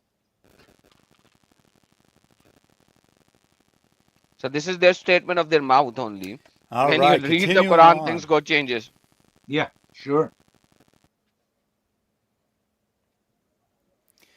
Yeah, and when Muslims are trying to do dawah, they will openly tell people you're basically already a Muslim because you say you submit to God, and that's all Muslim means. So Yeah. Muslim says it as a way to try to manipulate you into converting to Islam. Perfectly good. I say it. That's something bad, obviously. Islamophobia, a powerful ideology. Billman is creating and posting these videos at a time when diversity, equity, and inclusion are being attacked and the cases of discrimination against Muslims are skyrocketing, Salad said. In 2024, the Center for American Islamic Relations got more than six. Brother. Before you jump at this, and when you read some facts like this, you need to think about it. Discrimination against Muslims are high, are skyrocket here in America, or maybe in Syria, when Muslims are killing Muslims. I mean, when in America we see any discrimination against any Muslim? Can you give me a case of some Muslim got fired because he or she are Muslims? It is you who got fired because you're a Christian, brother. I mean, these people, when they write that garbage in their articles, where can you give me a case where in America some Muslim got discriminated even after September 11? For heaven's sake, the number of mosques in America quadrupled after September 11. The number of Muslims who come to America quadrupled after September 11. Even though they just smoked 3,000 Americans and they killed them in one afternoon, in one morning, 9 o'clock at Tuesday. I mean, if you think about it, there's discrimination against Muslim in America. Let me put it this way, Adam, if 19 Christians in Egypt killed 3,000 Muslims in Egypt, can you tell me what discrimination the Christian in the Middle East will see a few hours after that attack? There'll be villages and towns will be burned down. The churches will be destroyed. They will be dragged on the streets. Thank you. Like You have to tell me, no, everything. that's enough. That's enough. 3,000 Americans were slaughtered in few minutes on September 11, and so far, not one Muslim in America was killed. Where one Muslim in America lost his job, or one Muslim in America were hated? Where is the stupidity of discrimination against Muslims in the West? They are literally raping the women in Europe and doing everything anyone can do to be killed for, and nothing is happening to them. So there's the only I know there is discrimination to Muslims in the world. For example, if I go to Syria, where the Sunni are killing the Alawi, they're killing, they're treating them like animals. I can go to Somalia and I show you discrimination. Muslims killing Muslims. I can go to Lebanon, Muslims are killing Muslims. I can go to Iraq, Muslims are killing Muslims. In America, in the West, discrimination? What are you, stupid? Go ahead, brother. Read. You don't want to get me excited here. Read your article, sir. All right. So in 2024, if you want, I can CARE mute got you. more than 8,650 complaints. More than 8,650 complaints of anti-Muslim incidents nationwide. So 8,650 Muslims, or probably less, because probably some filed way more than one. Some number of Muslims, let's say 5,000, complained about something to CARE. Yeah, this is the proof that there's massive discrimination. Yeah, brother Thaddeus, I know one personally. It's Ramadan, and I was some gonna say, stupid or Americans are eating in the street in the month of Osama, Ramadan. hold on. Let him read it. Otherwise, we will not finish the article. Wait, brother, wait. I'll wait. I'm sorry, I'll wait. Yeah, so I mean, basically, a bunch of Muslims, well, not even really a bunch, a few Muslims, because in America of 300, 400 million people, 8,650 is not very many, but some Muslims complained that someone did something, therefore there's massive discrimination against all Muslims, and it's all my fault for having a YouTube channel, I think is the takeaway here. Yeah. That is the high, historical high for the organization in its 30-year history. Oh, so basically you're admitting that you've been training Muslims to complain more. Got it. Rise is attributed to heightened Islamophobia in the wake of violence in Israel and Palestine, according to CARE. Well, yeah, of course CARE is going to say it's because of Israel. It's all Israel's fault that people are making Muslims complain about stuff. It couldn't possibly be, say, I don't know, Islamic terrorists that are making people skeptical of Islam. No. It's Israel's fault. And then the final paragraph of the article, it's still important that we are not silent when people are espousing any kind of racist ideology, Salat said. I don't recall ever criticizing anyone based on race. The only way this could make sense is if Salat is saying that every Muslim must be an Arab, in which case Salat is being racist by saying that non-Arabs are not allowed to be Muslims.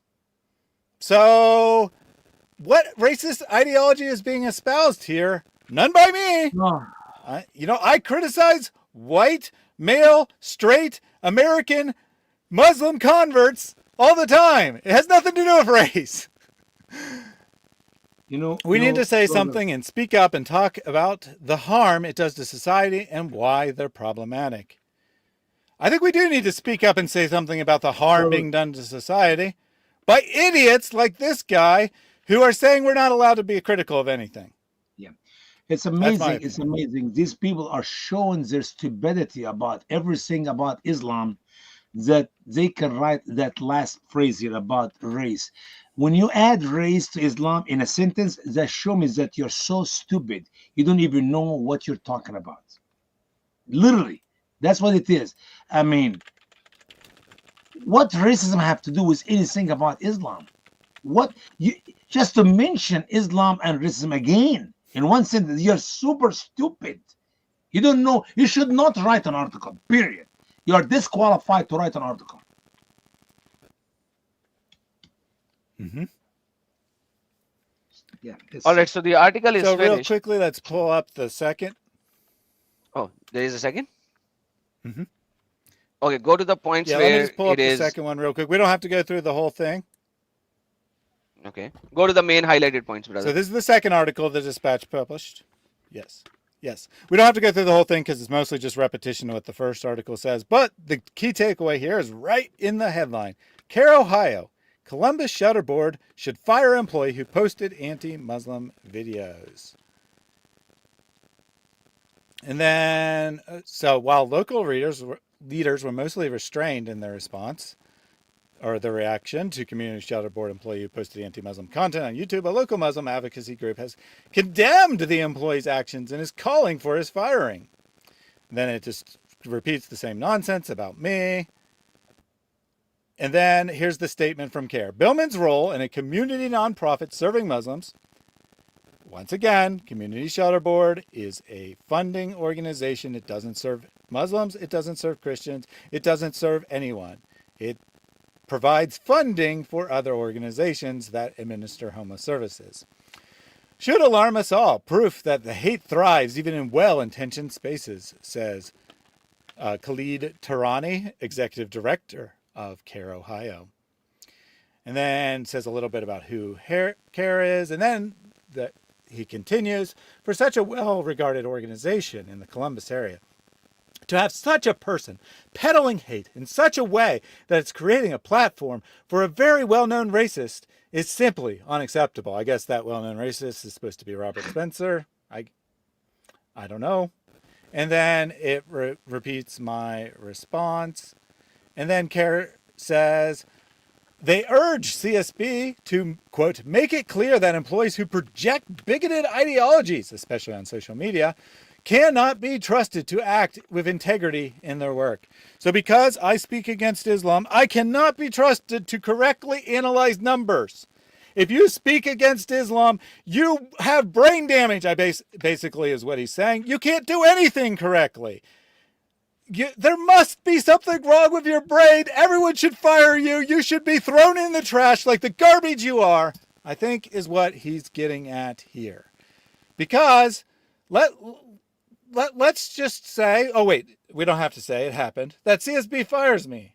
And then I get a job at McDonald's. Well, oh wait, you can't work at McDonald's. You promote bigoted ideologies. You can't be trusted to work with integrity in making a hamburger. Get out of here. You're not allowed to have employment. You're not allowed to have income because you said something we don't like and hurt our feelings so bad. Yeah. What utter nonsense. I would never in a million years say a Muslim who called me names should be fired from his job. Sure, that's how we're going to end in prisons because we don't fit in society, brother. Mm-hmm. I mean, that right? They can't have Sharia law. They can't jail me or execute me or anything like that for criticizing Islam. But hey, they can take my income away, and then they can harass a future employer to take that income away, and pretty soon I'm on the streets dying. That's what they want. That's what this guy wants. You cannot be trusted to work at any kind of organization ever in any role if you say anything negative against Islam, according to CARE Ohio. Yeah. And and then I think this is his final comment. The line between free speech and hate speech is increasingly blurred. Gee, I wonder which direction it's being blurred in. Often serving as a pretext to justify hate, particularly against Muslims, a sentiment unfortunately normalized in both the public sphere and government today. Where is that normalized? Where is it just acceptable to hate people because of their religion?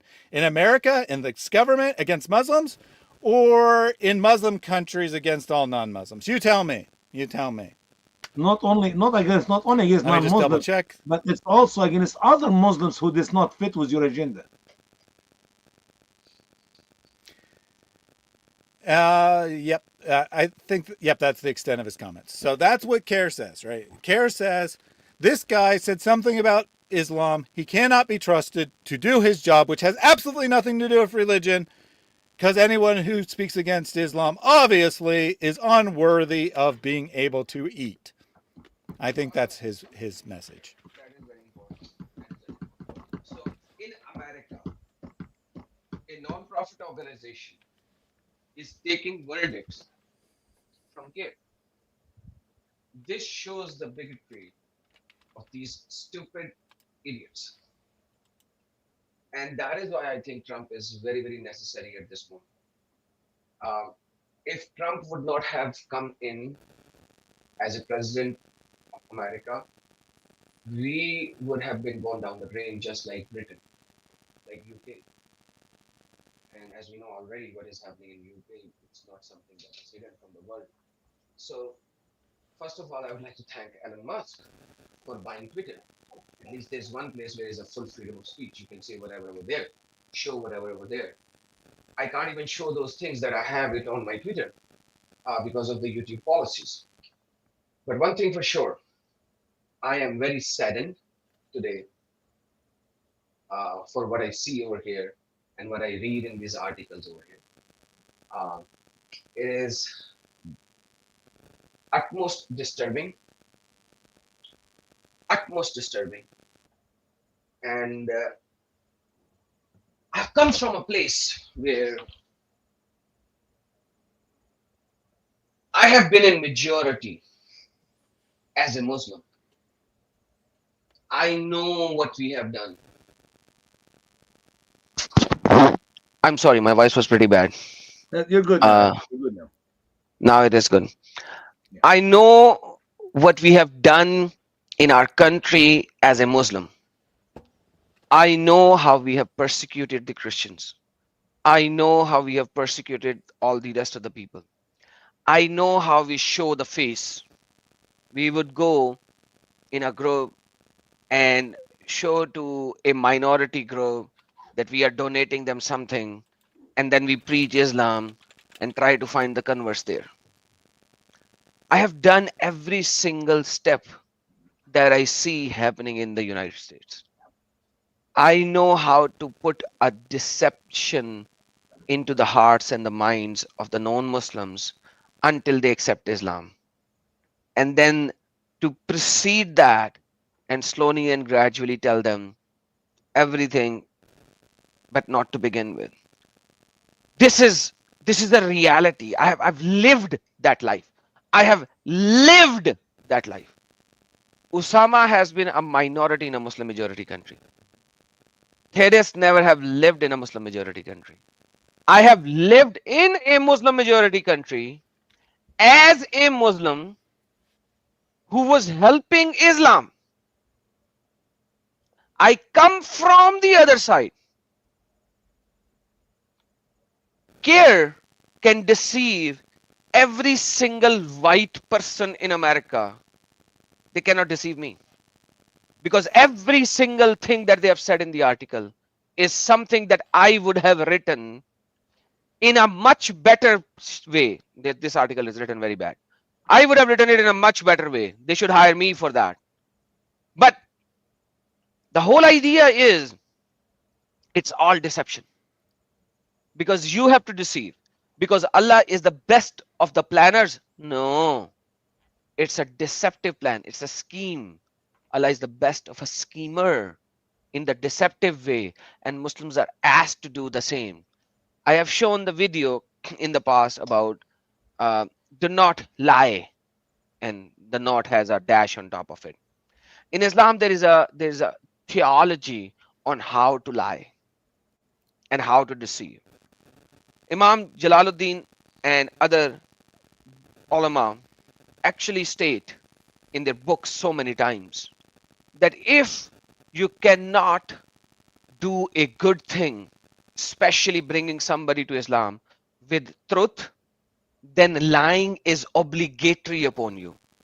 When you say obligatory, it means if you don't lie, you are a sinner. Realize what I'm saying. If you don't lie, you are a sinner. It becomes obligatory upon you.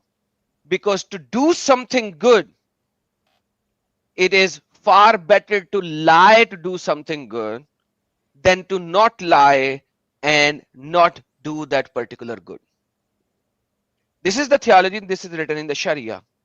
If you open the Sharia manual, Undatus Salik, translated as Reliance of Traveler, and you go to the chapter of lying, you will see a subsection called permissible lying. And there will be at least 10 pages that you will see about the permissible lying. Imam Ghazali Rahimahullah was quoted in this book, Undatus Salik, and he is explaining in his book how to lie. And when lying becomes obligatory, means if you do not lie, you are a sinner. So I have been there, I have done that, and I would ask the care people to come up and have a debate. Prove me wrong. I stand here openly and I'm willing to do that if they have the guts. But they will never have the guts to debate with a person who lived in a Muslim majority country as a Muslim, given the dawah, went out on 3 days chilla, 4 days chilla, and so on and so forth. To do all of these things, they will never be able to come to me because they can't. They know they'll be exposed. And this article reminds me of what I have been doing in my life as a Muslim. Yeah. What I've done in my life as a Muslim. Mm-hmm. Now that's the sad reality. But once I realized that I've been following the most absolute devil, I'm here. I'll do it till the end. And Thaddeus, I'm thankful for what you have done and what you are doing. Amen. And I'm not a millionaire. I cannot support you in too much, but I will do everything in my power to help you.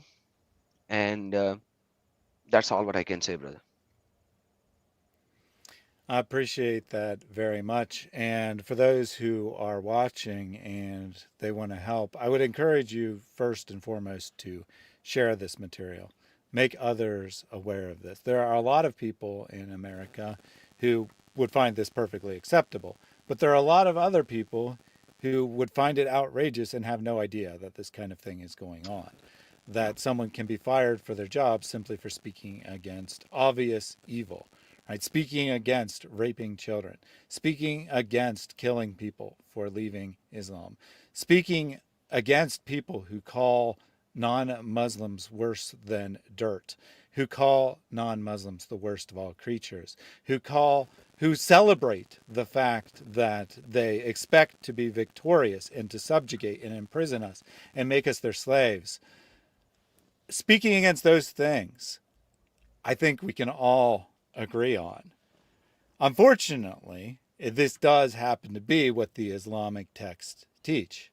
But even if it was just some crazy people who misunderstood Islam, we should still be able to speak against it. But we can't. When we speak against it, this is what happens. You get silenced. right? You get shouted down. You're told that you're a bigot, that no one believes this kind of stuff. You're just making up nonsense about Muslims. And then if they find out who you are, right? Maybe you're anonymous and you only get shouted down, only get called names. But if they find out who you are, they target your employer. They tell your employer that if you don't fire this guy, you are going to be in so much trouble. We're going to make you look so bad. Everyone's going to hate you. And of course, the employer capitulates. You're out of a job. You have no income coming in. So if you want to help me, again, I don't like desperately need money. Obviously, I will eventually either need another job or other support. But in the near term, I'm not desperate for money. But I am desperate for people to know about this, to spread the word, because if we don't fight back, right? If we don't stand up against this, if we just cower and die and if I just were to issue a public apology and delete all my content and try to move on, what is the lesson? The lesson is this works. This is how you enforce Sharia law where you can't enforce Sharia law, is not through jailing people, not through arresting people, not through something like that, but through social pressure. Force their lives to be ruined by getting the press to write things, putting pressure on the company, getting the person fired. And if it happened to me, it can happen to anyone. This happened, it's not like I was totally ignorant of this, but since I happened to be fired, I searched specifically news articles on this subject, and I found numerous people who were not public speakers like me, who did not have a YouTube channel of 26,000 subscribers and couldn't fight back in any way, who had just posted their personal opinion on their own personal Twitter account or Facebook page or Instagram account or whatever about something, and their employer fired them because they were bigoted anti-Muslim individuals because they said something along the lines of they were afraid of Muslim immigrants. That's just expressing your opinion. If a Muslim posted on their personal Facebook page that they hate all Christians and can't stand living in America, I would not call for them to be fired from their job. Now, I might say, then leave, right? If you don't like being in America, then leave. But that's beside the point. I wouldn't call for someone to be fired because it doesn't determine your ability to do the job. You should be judged based on the job. If I had been targeting Muslims at work, right? If I had been like harassing Muslims in shelter or something, or if I had been trying to deny Muslims shelter or something like that, then you can fire me for actual discrimination, actual attempt to ruin or to disadvantage someone. Merely saying something, specifically that Islam is wrong, is not discrimination. That is fact. Or if you don't think it's fact, it's at least opinion. It's not discrimination to state your opinion about something. But brother, isn't that constitutionally you're right in America? What's the constitutionally First Amendment? I have heard this word, First Amendment, Yeah, First Amendment, First Amendment.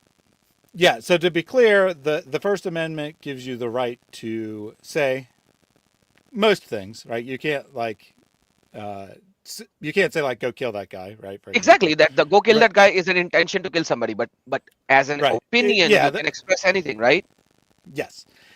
So what it doesn't get, so it guarantees you the right to say it, which means the government can't stop you from saying it. You can't be arrested for saying something. You can't be imprisoned. You can't be fined. So you all can't the companies be, in the America, denied housing, right? so Numerous things, but all the companies in the America has to follow the First Amendment law. Isn't that true? So no, not exactly. So Really? employment law is different. So employment law, you can fire someone for something they said, with exceptions, which are important, which I'll get to in a second. But for example, if someone posts on their social media that they went out drinking and partying over the weekend, and you don't like that, you can legally fire them for that. Now, personally, I think that's very wrong. No one should do that. But you can legally do that. What you can't legally do is fire someone for anything related to protected classes. So gender, you can't fire anything for someone for gender related issues. You can't fire someone for race. Religious related Race. issues. Yes, I was going to get through. I was going to leave religion for last, but yes, race, religion, age, or gender or disability. Those are the protected classes. So you can't fire someone for any of those things. Well, that's where the problem comes in because this is a religious issue, and they shouldn't have been able to fire me for a religious issue. They could fire me for saying I hate Trump or I love Trump. They could fire me for that because political speech isn't protected in employment law. But they can't fire me for my religious speech. And in my opinion, they definitely did. And we'll see in court what the legality of the matter is. But in my opinion, I was discriminated based on my sincerely held religious beliefs, which is illegal. Perfect. And the reason Very of well. that is very simple because they're so ignorant of Islam. Have they known what is in Islam and the future of what the Muslims are going to be doing in America, in this city where you live? They should reward you for what you're doing. They should give you extra bonus financially to help you for your sacrifice and the hours you spend to teach and educate the American people about that savage cult of Islam. In reality, you should be rewarded for leading Muslims to Christ, because that not only saves the life of the Muslim for eternity, that saves the life of some Americans who maybe will be raped or be killed by that Muslim man whom you're taking out of that savage cult to the knowledge of Christ. I mean, there's so much things messed up. And as Brother Adam said earlier, my people are destroyed for lack of knowledge. Your company and most companies in America and most business in America, 99.9 of the Muslim in America do not know jack about Islam. That's why we are destroying ourselves for our ignorance. That is a problem of Islam.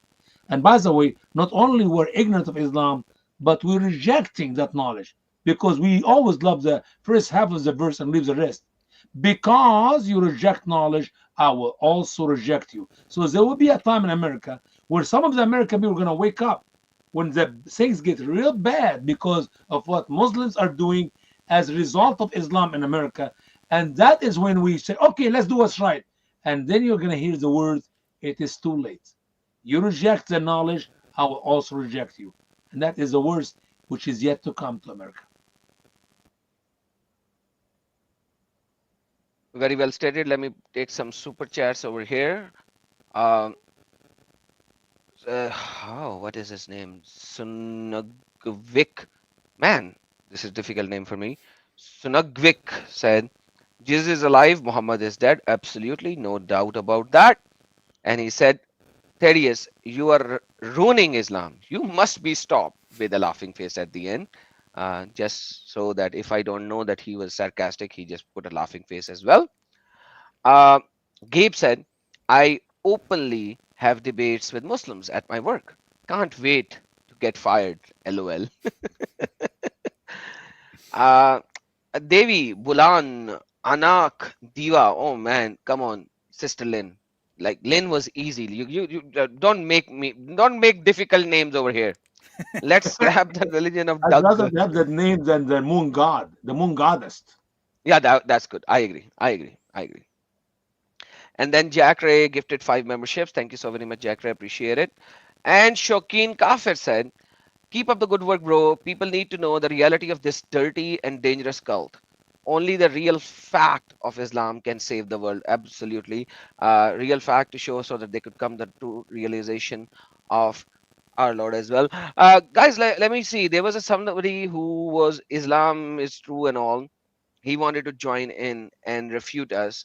So there you go, the link. I promised in the end I will send the link so that this Islam guy could come in. So I'm a man of my promise, even though today is not the day where I would take in guests to talk, but I'm a man of my word. So I just sent the link. In the meantime, everyone, my moderators have sent the link of Thaddeus' channel. His channel name is Reasoned Answers. If you have not subscribed, now is the time to subscribe and go watch and see if he has done anything wrong. And come and tell me where he has done anything wrong. I'm here to take the questions about his streams as well. Like, quite frankly, literally, I have been with him from the time maybe 3 years approximately, and I kind of pushed him to do it as a live stream to show the people, because I've seen some of his older videos, and I was like, your videos are awesome. They have historical data, they have every kind of data. And I asked him, hey, Thaddeus, you gotta do more live streams. You have to come in and present data, let the Muslims come in and have a talk. So I feel that maybe me saying that got him to this position as well, where he is in at this moment. But like, I kind of pushed him. I saw his monologue kind of videos where he was just presenting the data. He's such a slow speaker that I had to watch his videos at 1.50 speed when he was doing monologues. But his videos were filled with data, historical data, good analysis, and everything. And then I was like, dude, you gotta come in. You gotta come in strong, and you gotta come in hard. And like, I don't know, Thaddeus, I'm sorry.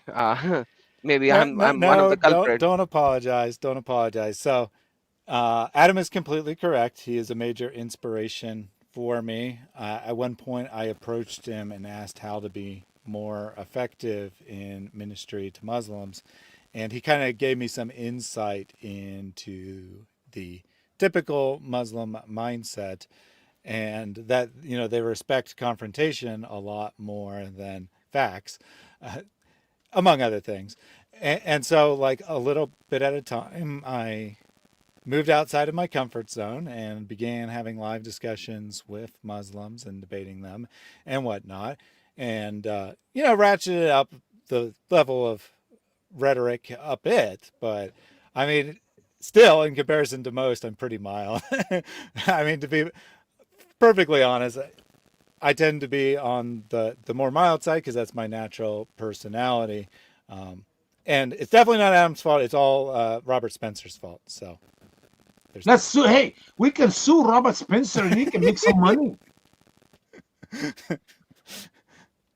Yeah, yeah. So I did a Dave's live stream on Apologetics Roadshow, David Wood's channel, with Robert Spencer a couple days ago. And before we started, I said, "Hey, Robert, I guess I'm supposed to be mad at you because you got me fired." So No. It's all his fault. Okay, thank you. I'm glad that it's not just my mhm. fault. It's Robert Spencer's fault. So I'll take only the 10% blame. So 90% goes to Robert Spencer. That's good. I'm happy. I'm glad. It Mhm. makes sense now. I'm happy. With that being said, I think that guy has run away. He didn't have the courage to listen to what we are saying, and he just wanted to blow up uh, his team and wanted to derail the topic. And I did not want to. Like, most of my videos, I do open live streams. I put the link in first in the first 5 minutes, and then I make the stream. But certain streams are not for debate. Today was one of those. But because I promised him, so I sent the link. But obviously, he's not here anymore. But I fulfilled my promise. I said in the end I will send out the link for anybody who wants to refute, but seems like he ran away. With that being said, guys, please share this stream. We are not asking you for money. What we are asking you right now is to share it. Let Amen. this data go to everyone. They need to know. Everyone needs to know. I know it's a longer stream, but we are giving the data and the information. So I'll try to put up some short videos about this as well, taken from this long video, because I want shorter information to go out as well. Yeah. So I'm gonna do that. Help me And yeah, to Brother Adam, spread if you don't this. mind, yeah. Yeah, help me to spread this information Amen. as much as you can, because this is very important. No matter whether you live in America or not, whether you live in Canada or any other non-Muslim country, you know, this is your issue. This will be your issue if it is not your issue. This will become your issue. So before it will become your issue, or before it is your issue, now is the time to let's put an end to it, that it Mm. will never become your issue. And Amen. if you will not do it now, It'll be too tomorrow late. it will be too late. It's not gonna work. And one more thing we did not really ask people to do, not only to share this video and whatever they can do to get it out, but I want people to be praying for the case coming up. I believe in the power of prayer that Our dear brother Theodos will have his job back, will maybe have a better job. He will be justice must be served, and I believe we have the perfect time for this case. Can you imagine with me? Just use imagination. If Kamala and her vice president are running right now, they already made a deal. Her own husband, who is a Jewish guy, made a deal with the Muslims that they will end Islamophobia in America. Trust me, Theodos, if you are right now under Kamala Harris, you will not be talking with us because you'll be locked up in some jail, and so is me and everybody else who's speaking is against Islam, because that was the agenda of the Democratic Party for this last few months and the next 4 years, because they were planning to end Islamophobia in America. And I believe that is the ultimate goal. That is when Muslim care or others will stop complaining. When we get rid of all the people who say anything against Islam so we can easily take over America. We are in the way. We are stopping the Muslims of America, care and others, from taking over America. So the only way for them to take over America is to remove us from the pictures. They hate this country and they love it to take it, but they hate us because we are stopping them from taking this country. And there are not plenty of us. I wish we have few zeros in front of our numbers, but we're a small minority who speaks the truth because we got the knowledge, and we're going to continue to do it. So let's pray for our dear brother to be justice to be served, and that he will not give up. I want to be watching your channels from now on. I want to hear what you're saying, and I will be honored to have you on my show. Right now, we have all our people on our channel watching you, and I want them to share it and pray for you. We will continue to do that, and maybe not this Saturday, but next Saturday, I would like to have you on my channel where you can share whatever the Lord put in your heart. I'm not a very huge channel, but we get a few thousand people who can watch us. Why not? We'll add a little bit blessing to your ministry. Thank you, brother. Thank you so much, everyone. Thaddeus, your last comments before we end the stream, sir. Yeah, so my last comment would be that this is not about hating Muslims. It's about loving Muslims enough to tell them the truth that Islam is evil, and I want everyone to do whatever they can to spread that message. Talk to people in your life. If you happen to know some Muslims, have friendly conversations with them. Don't go and beat them over the head, right? They're not the kind of the people, Muslims that you might know in your own neighborhood or in your own place of work are probably not the kind of people who come into YouTube comments and say really nasty things. All the more reason why you should be talking to them, right? Telling them about this. Tell your political friends, right? Who you discuss politics with. Tell them about the free speech issue. Tell everyone about this, because we need to start a movement. We need to actually address the problem. And the problem isn't Thaddeus was fired. The problem is we're not allowed to say anything against Islam. And of course, the bigger problem even than that is Islam itself. And the only way to really end the problem of Islam is to convert people to the truth of Jesus Christ. And that's something every single person watching the stream is called to do. Amen. Not from me, from Jesus himself. Amen. Absolutely. Thank you so very much, guys. Have a blessed day, evening, or night, wherever you are. And like I always says, Allahu Asghar wa Yeshua Akbarul Azim. God bless you all. See you next time. Amen.